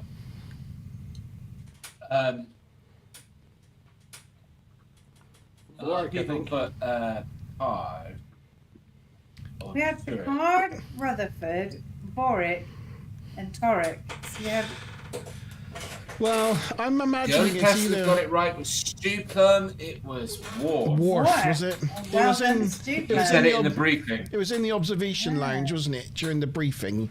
And I thought Picard might have outlined it at the head of the table, but yes. Nicely well done, It Stuplum. was Worf. Well done, Stuplum. Okay, we're into the final act. The final act. Do-do-do-do. The shuttle is approaching the border with Cardassia and Federation, and the two occupants are discussing the details of what they do if they are captured. Basically, Saito is to remain silent and look to Dal if asked any questions to make it look like he has broken her. She asks him why he's doing this, and Dal tells her that he isn't a traitor, if that's what she thinks. He sees the corruption within his own ranks of people, and he believes that they're not acting within the best interests of the Cardassians. Saito is surprised to hear a Cardassian talk like this, and her actions on helping him are also a surprise to him. The fact that she's helping a Cardassian get home. Then, unfortunately for them, a Cardassian patrol approaches, so Dal takes her to the back and handcuffs her as planned. In 10 forward, the lower deckers are speculating on what has happened to Saito. Torek and Ogawa don't want to talk about it, and Naval thinks, as friends, they should at least share what they know, but Torek reminds him that, first and foremost, they are Starfleet officers. And in the end, Lavelle understands. What are you laughing at? What are you guys laughing at? He just called the lower deckers deckheads. Deckheads. We then get a captain's log telling us that the Enterprise is at the coordinates in Federation space where Ensign Sato's escape pod is due to rendezvous with them. However, they've been waiting there for 30 hours, and as yet there's no sign of her. I thought this was a cool shot just because we had a very similar shot just at the end of the last act. And this here is, of course, the 4-foot model, because we see the textured surface and the fact that 10 forward's lit up. And we just had almost the identical shot in the last act using the 6-foot model from the original shot. Wow. And I thought it was quite an interesting how you get to see in the same episode almost one act in between a completely different ship, how it does look completely different. Wow. I'm quite surprised about really how interesting. Yeah, because I didn't realize quite the shape. It's like the way it bows out at the bottom is so different. It doesn't do it on like a smooth curve. It's like it's got more of an angle. Yeah. All the proportions are different as well. Like the amount of like bulge to flat ratio is like different, and like the thickness of the neck especially is quite a bit different. This one like angles out a lot more. The shape of the deflector array is quite a bit different. But anyway, I just thought that was quite interesting. Just seeing these two shots next to each other in the same episode. Anyway. So, yes, there's no sign of Ensign Saito. It's looking rather desperate. They get long-range scans. They're not picking up anything. Lavelle tells Riker that it would be helpful to know what he is scanning for, and Riker confirms that they're looking for Bajoran life signs. Worf wants to launch a probe. Doing so... They don't like scanning for life signs. No, that's right. They should ask. It's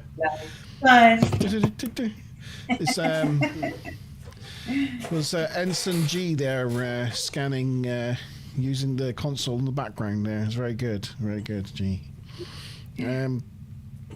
Yes. So they're looking for Bajoran life signs. Worf wants to launch a probe. Doing to Cardassian space would be a treaty violation, but Picard says make it so anyway. They launch the probe, and literally a second after the probe is launched, Data immediately discovers debris that is consistent with a Federation escape pod. We then get another captain's log telling us that they picked up Cardassian communique confirming that a Federation prisoner has been killed whilst attempting to escape. That's it. In his ready room, Picard informs the crew of her passing in the line of duty, who had remarkable courage and strength of character. In 10 forward, the lower deckers meet for drinks to toast Lavelle, who got promotion in the end, but to him it's a kind of hollow promotion because he feels it should have been Saito's. Torek tells him that the best thing he can do to honor Saito is to be the best officer he can possibly be. Ben heads over and talks to Worf. He tells him that he needs him to move because he needs to clean this table. Though there is a chair free at the lower decks table. Worf's like, I get what you're doing, but thanks, no thanks. I was not her friend, I was merely her commanding officer. But Ben tells him that he knew that Saito considered him a friend. So Worf goes and joins the other junior officers. And that's the end of Act 5 and the end of our episode. So we have the final question time. Question time. Which of these is not a Cardassian rank? A. Gull, B. Leggett, C. Ranjan, D. Glynn. And the bonus question, who is the showrunner of Lower Decks? A. Aaron Wolke, B. Mike McMahon, C. Terry Metalis, or D. Alex Kurtzman? I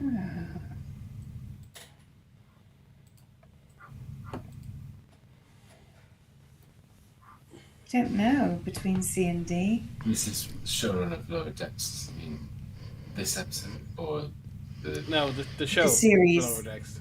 Yeah. Oh, no. I didn't mean to do that.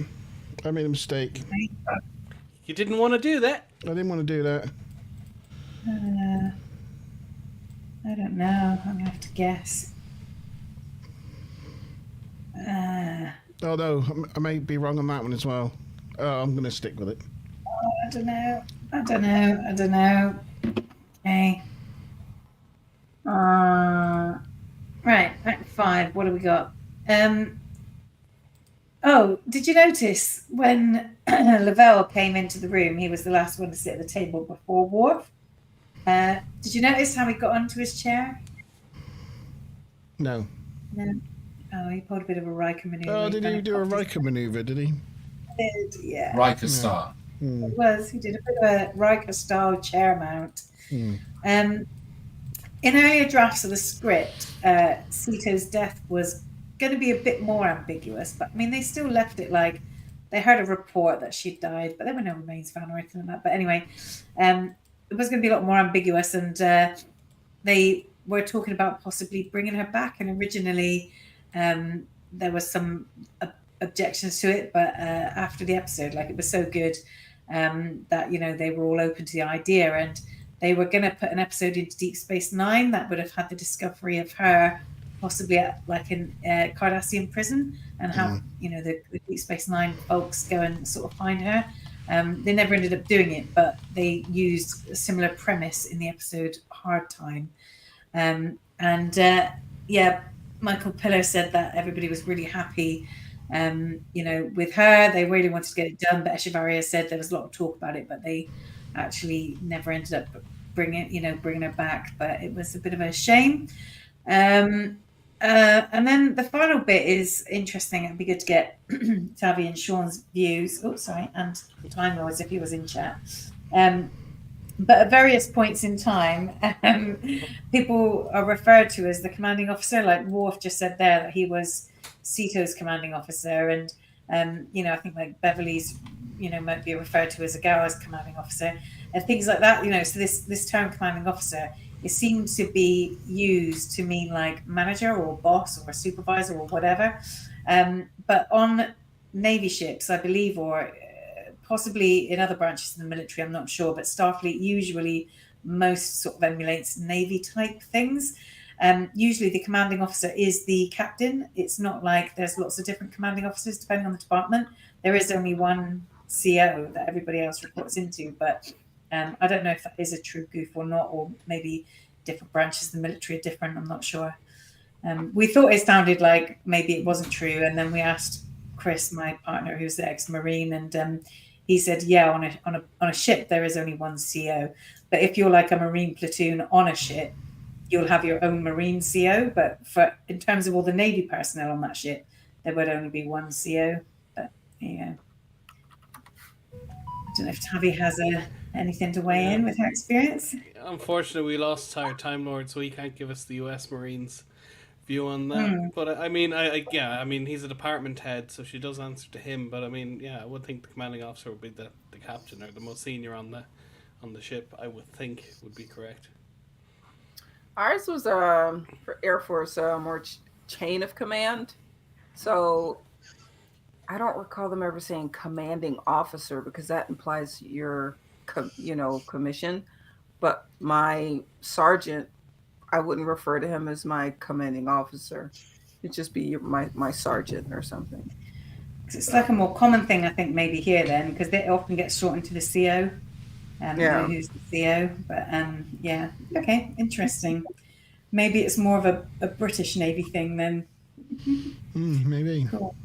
That's all I had for Act 4. 5. Sorry. 5. Definitely 5.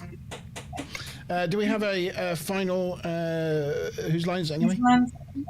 Oh. Or did you run out of them? No, I've got one. Oh, he was running one short, but he's improvised one or researched one. Yes. That's the thing.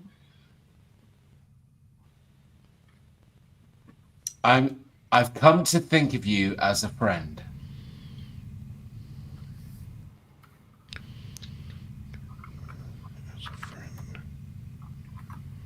Are you sure it's not she came to think of you? I've come to think of you as a friend.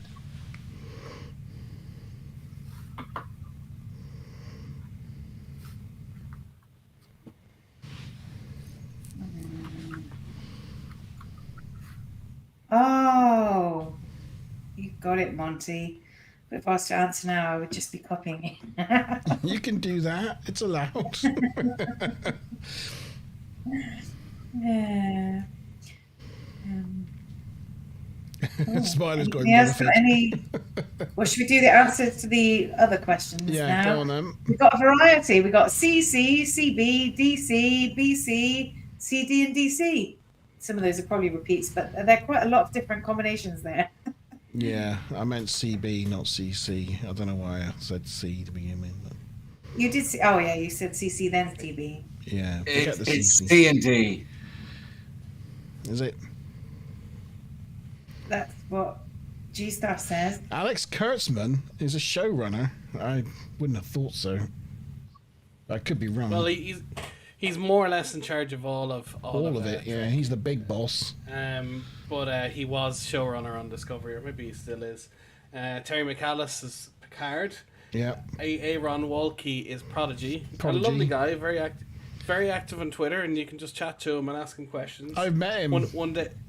Oh, did you? Well, on Subspace Chatters. Alright. Yeah, he was on a stream. Oh, you interviewed him. Oh, right. Yeah. He's very given with his time. You can just chat to him. He's really nice. Ask him a question about something, and he'll just respond to you. It's great. And Mike McMahon is the right answer. Mike McMahon kind of cut his teeth on other shows, but the most famous one is, of course, Rick and Morty. No surprise there. No. But obviously there's a similar style in a lot of respects. But he won a Primetime Emmy for producing the episode Pickle Rick. So he's very much responsible for that. Pickle Rick was an epic episode. It was. Yeah, so the guy did Lower Decks. He was, as I said, he was producer. So yeah, he's a big part of it. It shows, to be honest. I mean, that shows. Yeah, fair. So Monty Brown's the only one that got the bonus question right. God damn it. So you're the only one on the wheel. You've got 50-50 chance of losing 10 points. The wheel has been very kind to you tonight. So far. It's probably the only one that watches Lower Decks. But not quite true. Sean does too. But he's making the question. I know. I'm just not up to date on it, but I've watched most of it, I think. It wasn't that I knew the answer, I just knew it wasn't the other three. Because I met the showrunner for Prodigy. I knew Matthias was Picard season 3. And I know I'm going to be Kurtzman because he's Discovery. So I knew it was going to be, B. But... Right then, spin the wheel, 50-50. Yeah. Although Mike Man is active on Twitter as well, and I'm just searching on YouTube just to check whether this is the Lower Decks review show or the TNG review show. It's the Lower Decks review show. The episode's called Lower Decks. So I went a bit wrong on it. Well done, Monty Man. It was a coin toss, but the coin went in my favour. So there we go. That is it. Oh, and the whose line is it anyway? Was it Feather?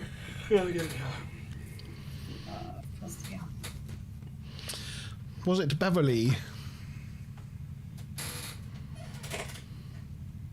I think we lost them just as they was about to give us the answer, and they froze. Anyway, okay. Bingo's closed. The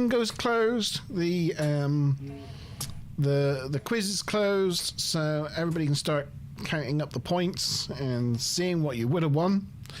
Are you back? Hello? Are they there? We can see, but we can't hear you, Tav. Maz, we can see them, but we can't hear them. Oh. No, that's a new problem. What have they done? Who knows? Maybe switch it off and switch it back on again. Maybe if I mute you and then unmute you. Will that do anything? Yeah. Oh, there you go. That worked. Yeah, there you go. So, what's the answer to... You put it in chat. Beverly Crusher is the answer. In chat. In chat, yeah, okay, yeah, I see it now. Well done. Yes, very good. There we go. So, it's all... Yeah, and Ruth loves Lower Decks as well, G. So, keep your non-Lower Decks I've not got no problem with people liking Lower Decks. But the title of the show is TNG Review Show, not Lower Decks Review Show. Yeah. What episode are we doing? To be fair, Lower Decks is kind of almost TNG canon, isn't it? It's of that era. It dips around it. It's a couple of years. Lower Decks, but your questions are not about the Lower Decks. It is. This is about Lower Decks, isn't it? This episode. It was the inspiration for that series, exactly.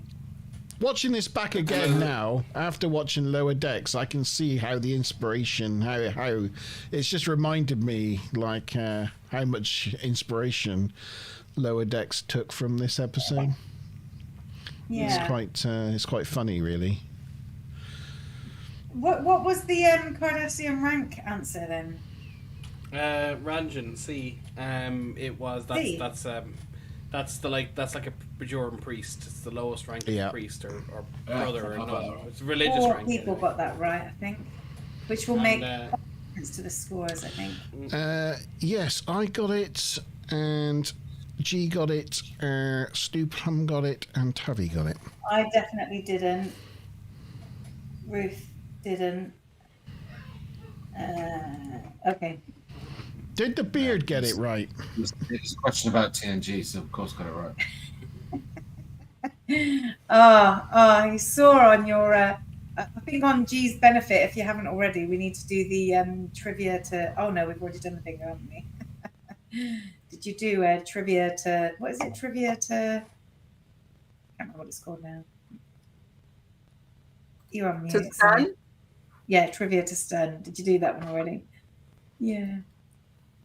I should have done that, but usually I get that one if everyone gets it wrong or if it's so painfully hard. In fact, we should have done it for G's Whose Line Is It Anyway on that one, not accepting everybody's answer of the Cardassian. Yeah, that was brutal. Well, we've already got the bingo scores in, so I'll put those into the spreadsheet and then I'll have some results for you. Okie dokie. Oh wait, do I have any more dad jokes? Sean did one, the beard did one. I can't think of one. I have not done any. It's just a bit of too much multitasking. Dad jokes? Yeah. We do a Dad quiz jokes. competition. Have you got any? 5 points to Me you, personally? John. Time I had Lord. some good ones the other day. I got one from the Beard. He sent his in, and His was good. That did make me chuckle. and Sean has done a couple of corkers as well. Did you do a Monty? No, You haven't done a joke, have you? no. And I don't think Tyre did either, did he? no, I think Oh, we he's had to done leave out. Oh, there we go. Yeah. Sometimes I wake up grumpy in the morning, but most mornings I let her sleep in. Funny. Told me I had to definitely not get mad if he makes the joke. Definitely. They fired me from the keyboard factory. Apparently, I kept putting in short shifts. Oh no. Smiler Rainbow said this morning I should do some lunges to stay in shape. That would be a big step forward. Yeah. Before you judge a man, walk a mile in his shoes. Not only are you now a mile away, you also have his shoes. Okay. Why should you always take an extra pair of socks when you go golfing? In case you get a hole in Case it's one? a hole in one. Oh no. That was pretty obvious though, to be fair. Yeah. That's a bit like a cracker joke, except it had three words. Painfully good. So I have the scores, other than the dad joke scores. The rest is plugged into the spreadsheet. I think if no one else doesn't, or if no one else has their opinion, I do think the Beard won this one. And it's the 50 point bonus, is it not? Whoa. Yeah. 50-point bonus for the Beard. Bless him. Well, that put him ahead of Smiler, so there you go. It made a difference for him. There you go. We'll be Lower doing our desks. paddle now. No, that's not right. Everybody put your scores in chat out of 10, please. Thank you very much. Ruth, yes. Stuplam, Chris, Time Lord, anybody else out there in the universe? What would you score this episode out of 10? Let's see. Right. From 0 Doing to the quiz 10. result now then, or are we doing the paddles now? No, we're doing scores on the doors. The quiz scores. Squiz scores. Okay. Squiz. So we have in top position, I might say slightly because obviously he scored for every one of his whose line is it anyways, but by 10 points, G-Star won this week with 10 points. Got 490 TNG review points. Wow. But that's good. We like it. 10 points behind him, very close. Sorry, I'm a bit delayed because I'm listening on YouTube, so it's about 15 seconds left. Who won? It's Montyban is in the second place with 480 TNG review points. So 9 points to Montyban. Shortly followed by Tavikins. Only 10 points behind him, so 8 points to Tavikins. Next, who do we have? Oh, and only 10. It's like 10 points, 10 points, 10 points. Only 10 points behind her is Stuplum with 460 TNG review points. So 7 points for Stuplum. 7 points. And then, unfortunately for me and Ruth, there's quite a gap to us because we got that last 5-point question wrong. So next is me with 350. So I get 6 TNG review points. 6 for And then is Ruth with 330. So 5 TNG review points. 5 on the scoreboard. And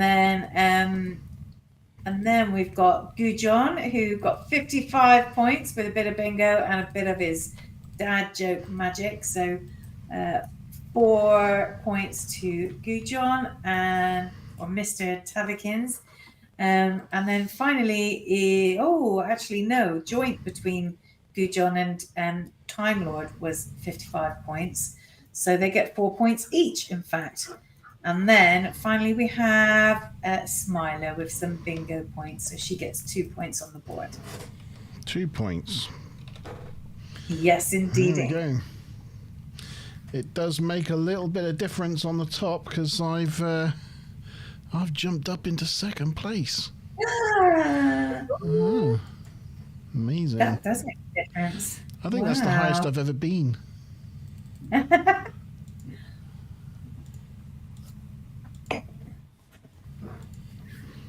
Yeah, look at that. Madness. Oh, and I'm still in a bronze position. Just drawing with Ruth now. Yeah. And G-Stars overtook Chris. You've overtook Q himself. There we go. Okay. Ruthie gives it an 8. Nobody else has put. Oh, Mr. T's in chat. Mr. T, get your marks out of 10 in.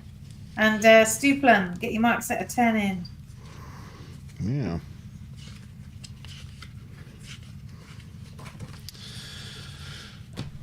Are we doing paddles? Have you got your paddles? Paddles at the ready? Yes.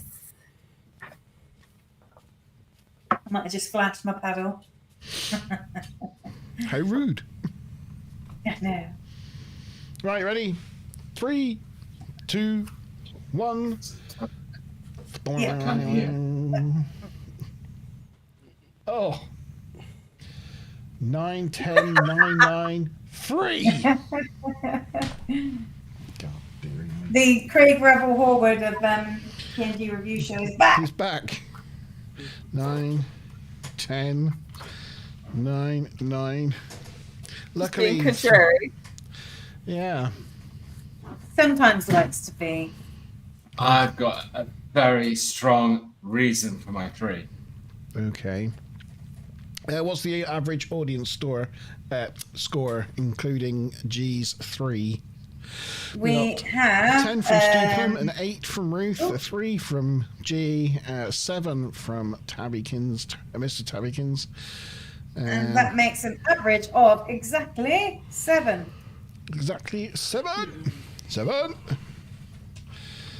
So that puts it reasonably high. The second highest episode rated this season. Yeah. Oh, it's Wookie. Hey, good evening, sir. I hope you're well. Yes. You were still on our wheel tonight as our minus 10. We still put you on the wheel, Wookie. You were still there causing us trouble. In fact, we didn't hit a Wookiee tonight. I don't think anybody had minus points, but they did last week. We didn't. And considering that the final one was a 50-50 split between me and Wookie, it was a minor miracle, to be honest. But Got away with it. Minor miracle. Okay, so we're all going to settle in now and hear why G gave Lower Decks a 3.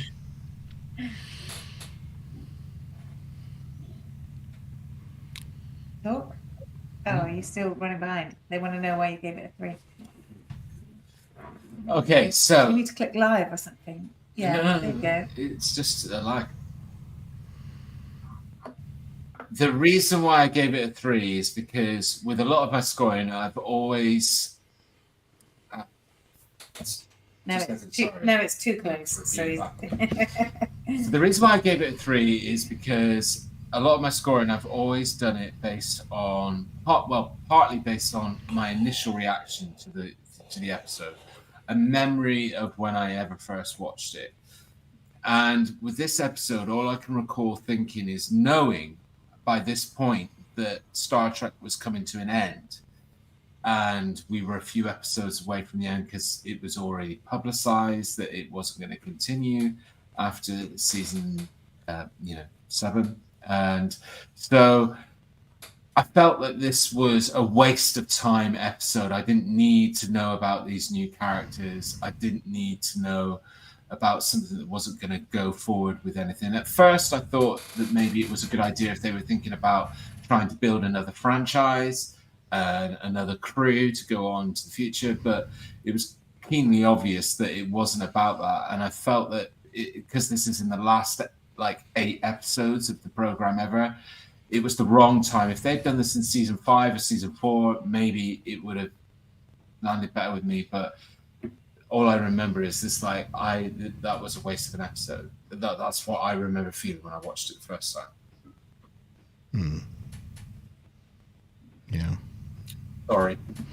No, everyone's titled to their my opinion. favourite episode of the series. I just thought it was a stroke of genius. Even if it's one of the epically worst takes of TNG review show history, it's fine. Everyone can have their opinion.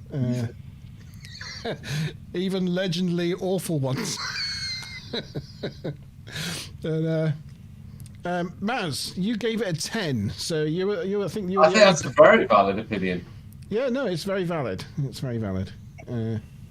It's just not a very common opinion, but like you said, everybody's welcome to their individual opinions. Some people might have, the Bros as their favourite episode ever.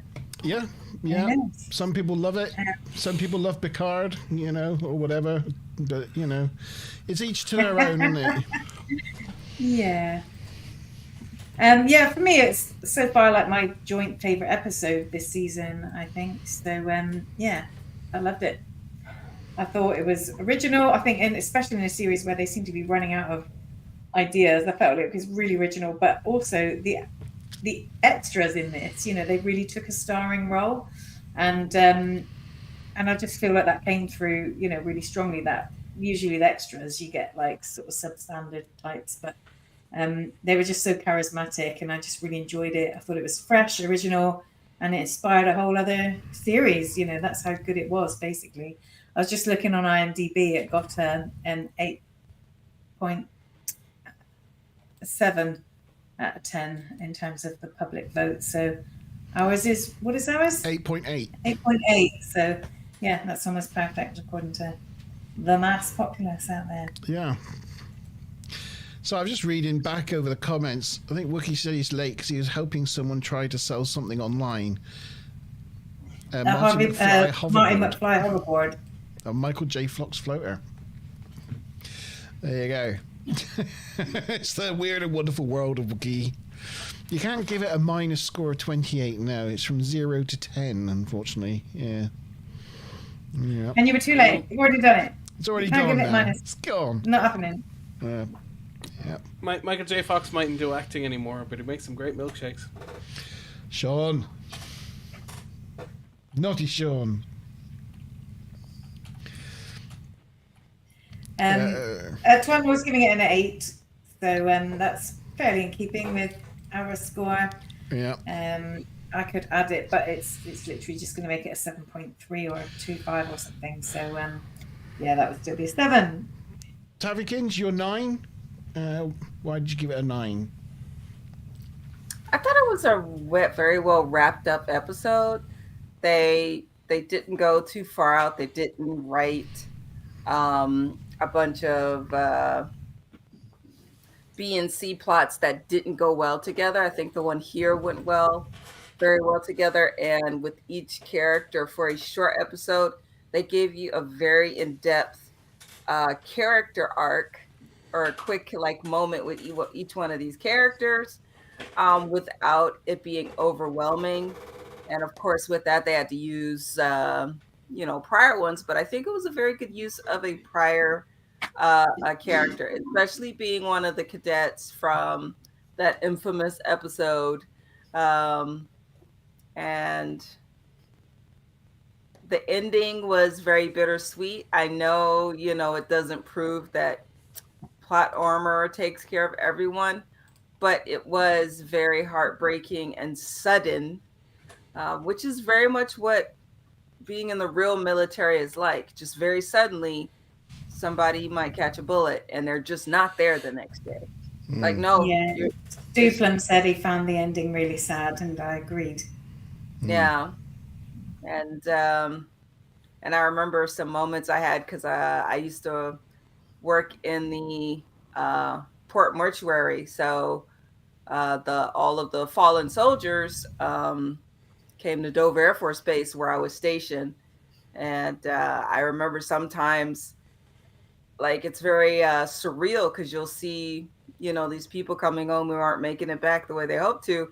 And I think I remember one time I just wanted to just scream with the inside of me to say, just get up. just get up and get to, and it'll, you know, but there's none of that. So I thought it was a very good ending, in showing a side of Star Trek that they're always avoiding, or they're always brushing it off like, oh, somebody died, back to work, like we're not even bothered. So yeah, that was nice. Nanite Steeplum, Mazram Steeplum. Entire Time Lord is echoing your sentiments there, from his experience in serving, that it is sudden like that. And R.I.P. Sergeant Kevin Baldoff.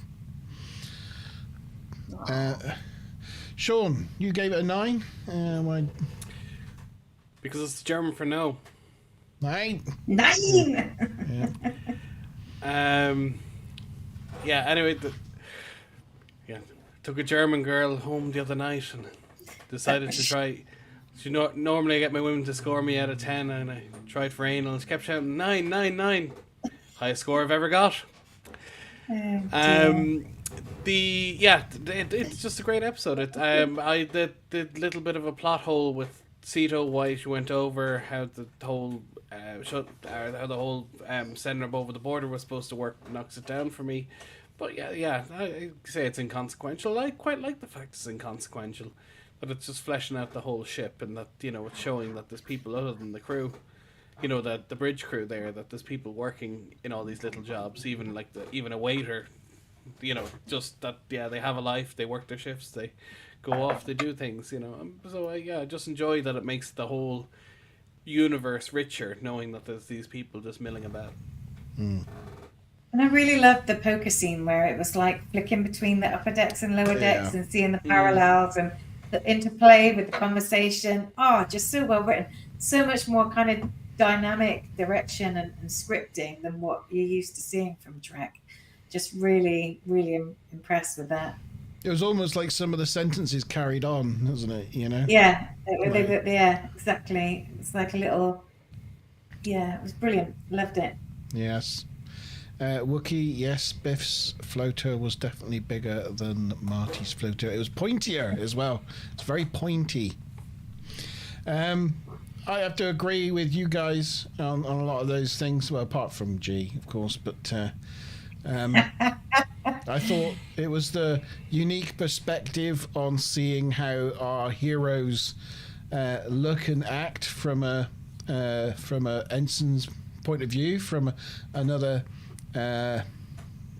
member of the crew who don't get to go into the observation lounge and don't get in on all the meetings and don't know what's going on all the time, and you know how frustrating and how aloof sometimes the senior staff must seem as they're sort of like working on and worrying about bigger things than, you know, cleaning out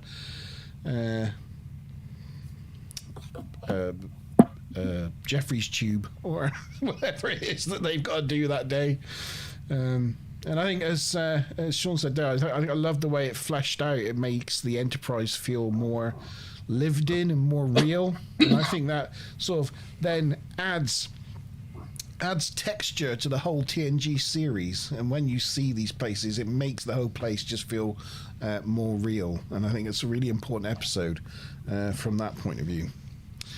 And of course, it spawned the whole Lower Decks sort of franchise, really, from the cartoon series, and that whole concept from a lore point of view, and sort of what it's given to the Star Trek universe from a Lower Decks point of view, is also really important. I think it's probably, from that point of view, been one of the most important episodes in Star Trek, from like what it spawned from one episode.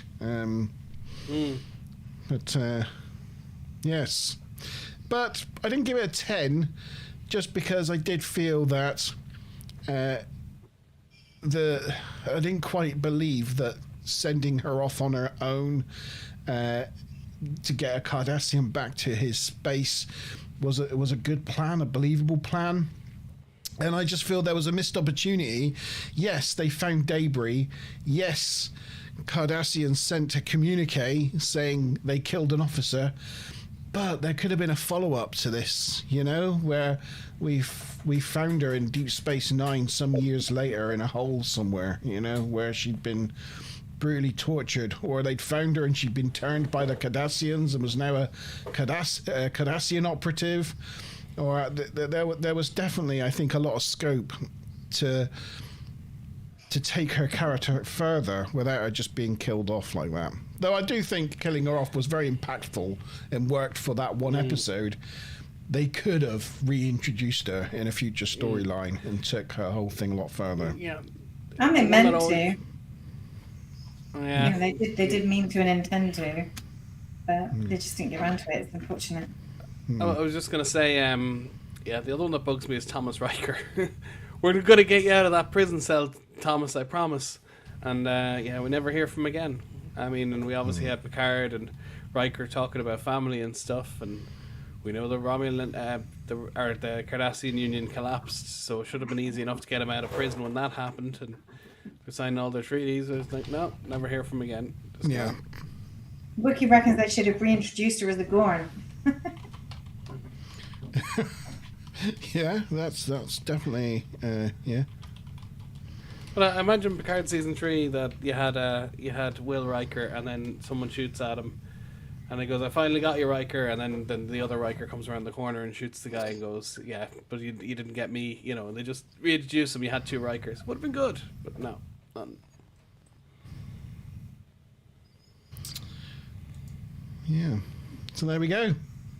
That is Lower Decks. Yes, Time Lord. We had quite a long, funnily enough, we had quite a long discussion earlier in the stream about how much space there is in the Enterprise, because Lower Decks people share crew quarters, and obviously the D would have a lot more space in it than that. And yeah, we worked it out. It's there's a lot of nothing going on inside. 140 square meters per person or something. Something like that. It was something ridiculous. Basically, but there it's are, mostly empty. big shuttle bays and things. Yeah, like a very small size house or a good size apartment kind of size. Yeah, per person. I think maybe I can do something here if we're lucky. This is a picture of the entire crew on the saucer section. There you go. Ah. Decent. So that's what it looks like. That's the entire Enterprise D crew stood to attention on the saucer section. And bear in mind that there's 36 decks as well. Yeah. That's only the floor space on one deck. Yeah. So in summary, the Enterprise has plenty of space. Yeah, there you go. So, that is Lower Decks. Is there anything we've missed? Anything we've not talked about? Any other points that anybody wants to bring up? Obviously from, some of the showrunners and stuff was well received. Jerry Taylor said it was one of the best episodes of the season. I'd say it's one of the best episodes ever. There were some rumors about all of these characters becoming characters on Voyager, but it was just a rampant rumor that would not die. I think Michael Piller got a bit annoyed at it because it just kept going. Ronald D. Moore said it was a great episode. I think that's about it. Yeah, well received by all except G. But we respect his opinion. We do. Just honest. Yeah. For me. Does that mean all the episodes from now on you're going to rate a 3? Or do they get worse as we get nearer all good things? No, not at all. I'd say I've never watched an episode of Lower Decks. I've never been compelled to, so that doesn't resonate for me. No. I think the inference was because you said that you scored it low because you were sad because Star Trek was ending forever. At the time, I just remember thinking, so they get worse and worse as you get closer to No. It was just like that was an episode that was primarily about not the main crew. It wasn't taking the story anywhere further. And so it wasn't focusing on the people that you felt you had precious little time left with. Yeah. Yes, exactly. That's and it. It's one of those episodes that I've never really gone back to watch that many times. Yeah. Because again, it's not about what I was engaged in. I get it. Yeah. That makes sense. Yeah. So, Sean, what have we got coming up next week? Thine Own Self.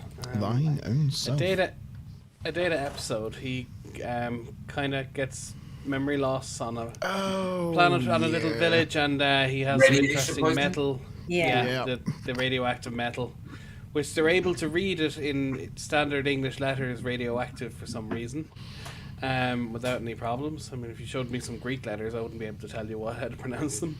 Anyway,